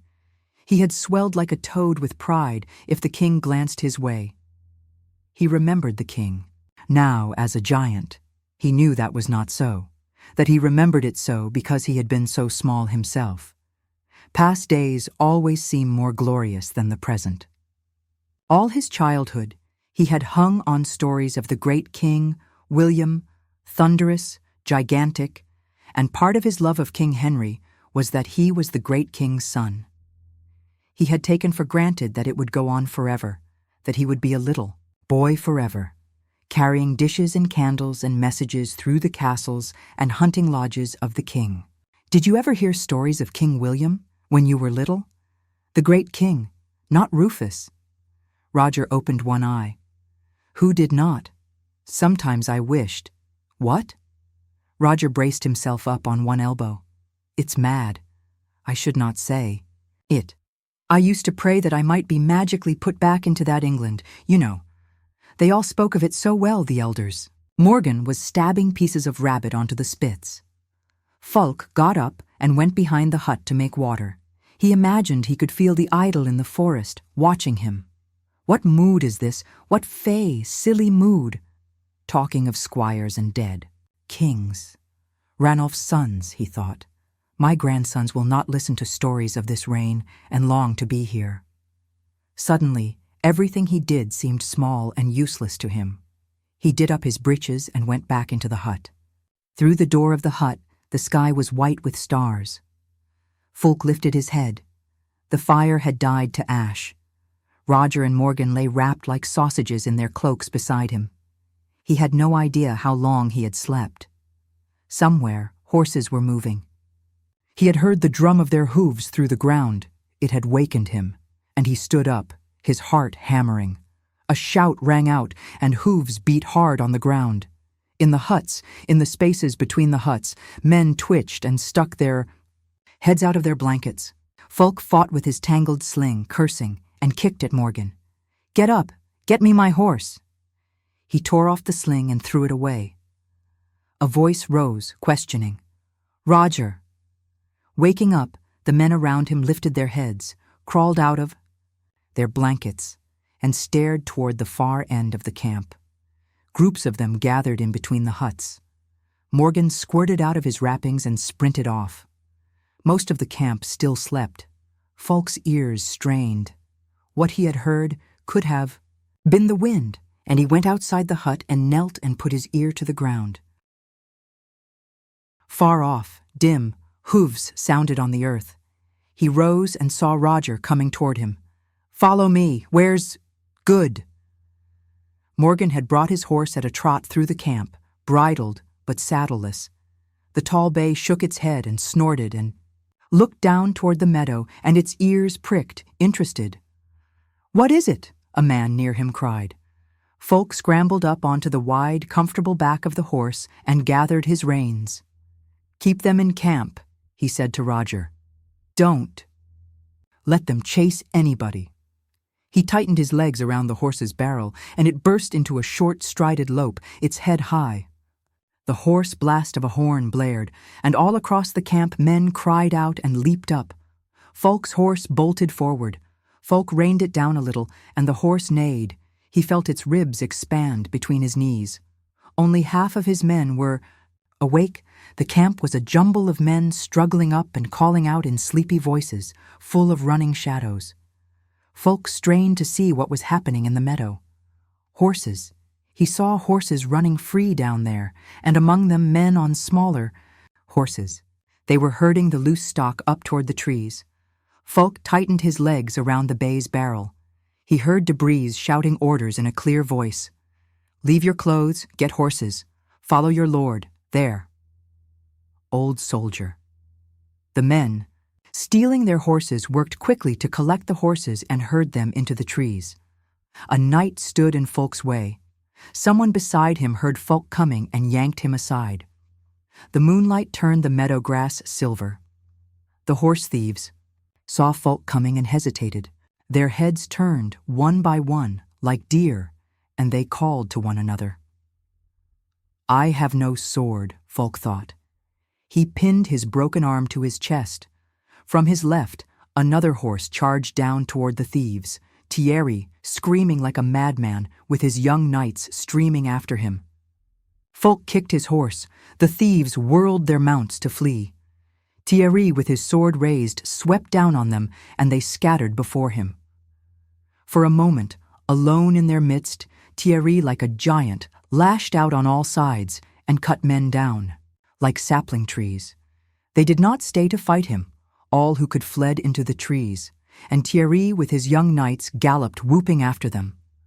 Fulk loped his horse around behind the loose stock in the meadow and drove them back toward the camp.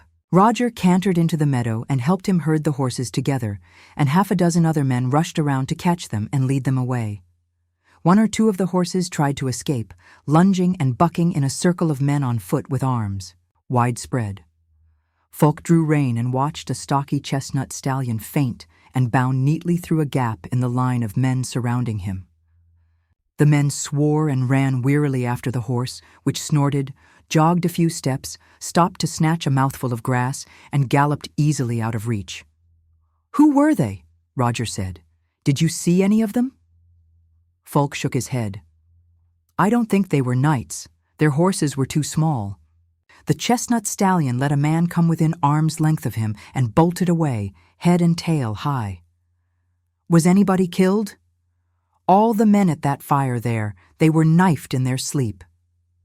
Roger pointed to the firebed nearest the meadow, between the place where the horses had been tethered and the first of the ruined huts. Fulk let out his breath with a hiss. "How did they get so close? Who were the sentries there?" "I don't know. I told Simon Divry to post men all through those trees." The chestnut was Debris's war horse.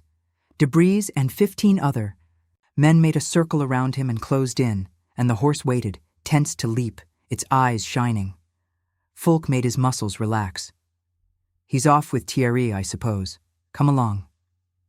They rode to the edge of the meadow, and at a short lope rode all the way around that end of the meadow, along the fence of the trees. There was no one there, dead or alive, no sentries, nothing but the smell of wild strawberries. Fulk began to quake with anger and went back to the camp at a slow walk, trying to calm himself. "Maybe they killed the sentries too," Roger said. "If so, they took them back to be buried. There are no bodies." Roger said nothing. A cheer rose from the camp, and Fulk turned to watch Thierry ride back, his young men parading behind him, while the men in the camp rushed down through the huts to meet them and cheered and cheered and cheered. Fulk said, Go tell them I would talk with them, Roger. The big knight cantered off toward Thierry, who was trotting up to the edge of the camp. Folk thought of Thierry's charge into the thieves. That was why the men cheered him. He made himself sit quietly on his horse until Thierry, with seamen among the young men around him, rode up and stopped in front of him. "Well, nephew," Thierry said. "Not so well." Folk moved up beside him, his eyes on Simon. "You were responsible for putting sentries at this end of the camp, were you not?" Simon's lower jaw sagged. He stared at Folk a moment, glanced over at Thierry, and suddenly shook his head. No, it was not I." Folk slapped him as hard as he could across the mouth. Simon reeled back into his saddle. The boys around him pulled their horses away from him and Folk. "When Sir Roger gives you an order, it comes from me," Folk said. He pressed his horse closer to Simon's and leaned forward, his face a hand's breadth from the young knight's. "You never fail to do what you are told to do. 4 men are dead because of you." "It was not I," Simon mumbled.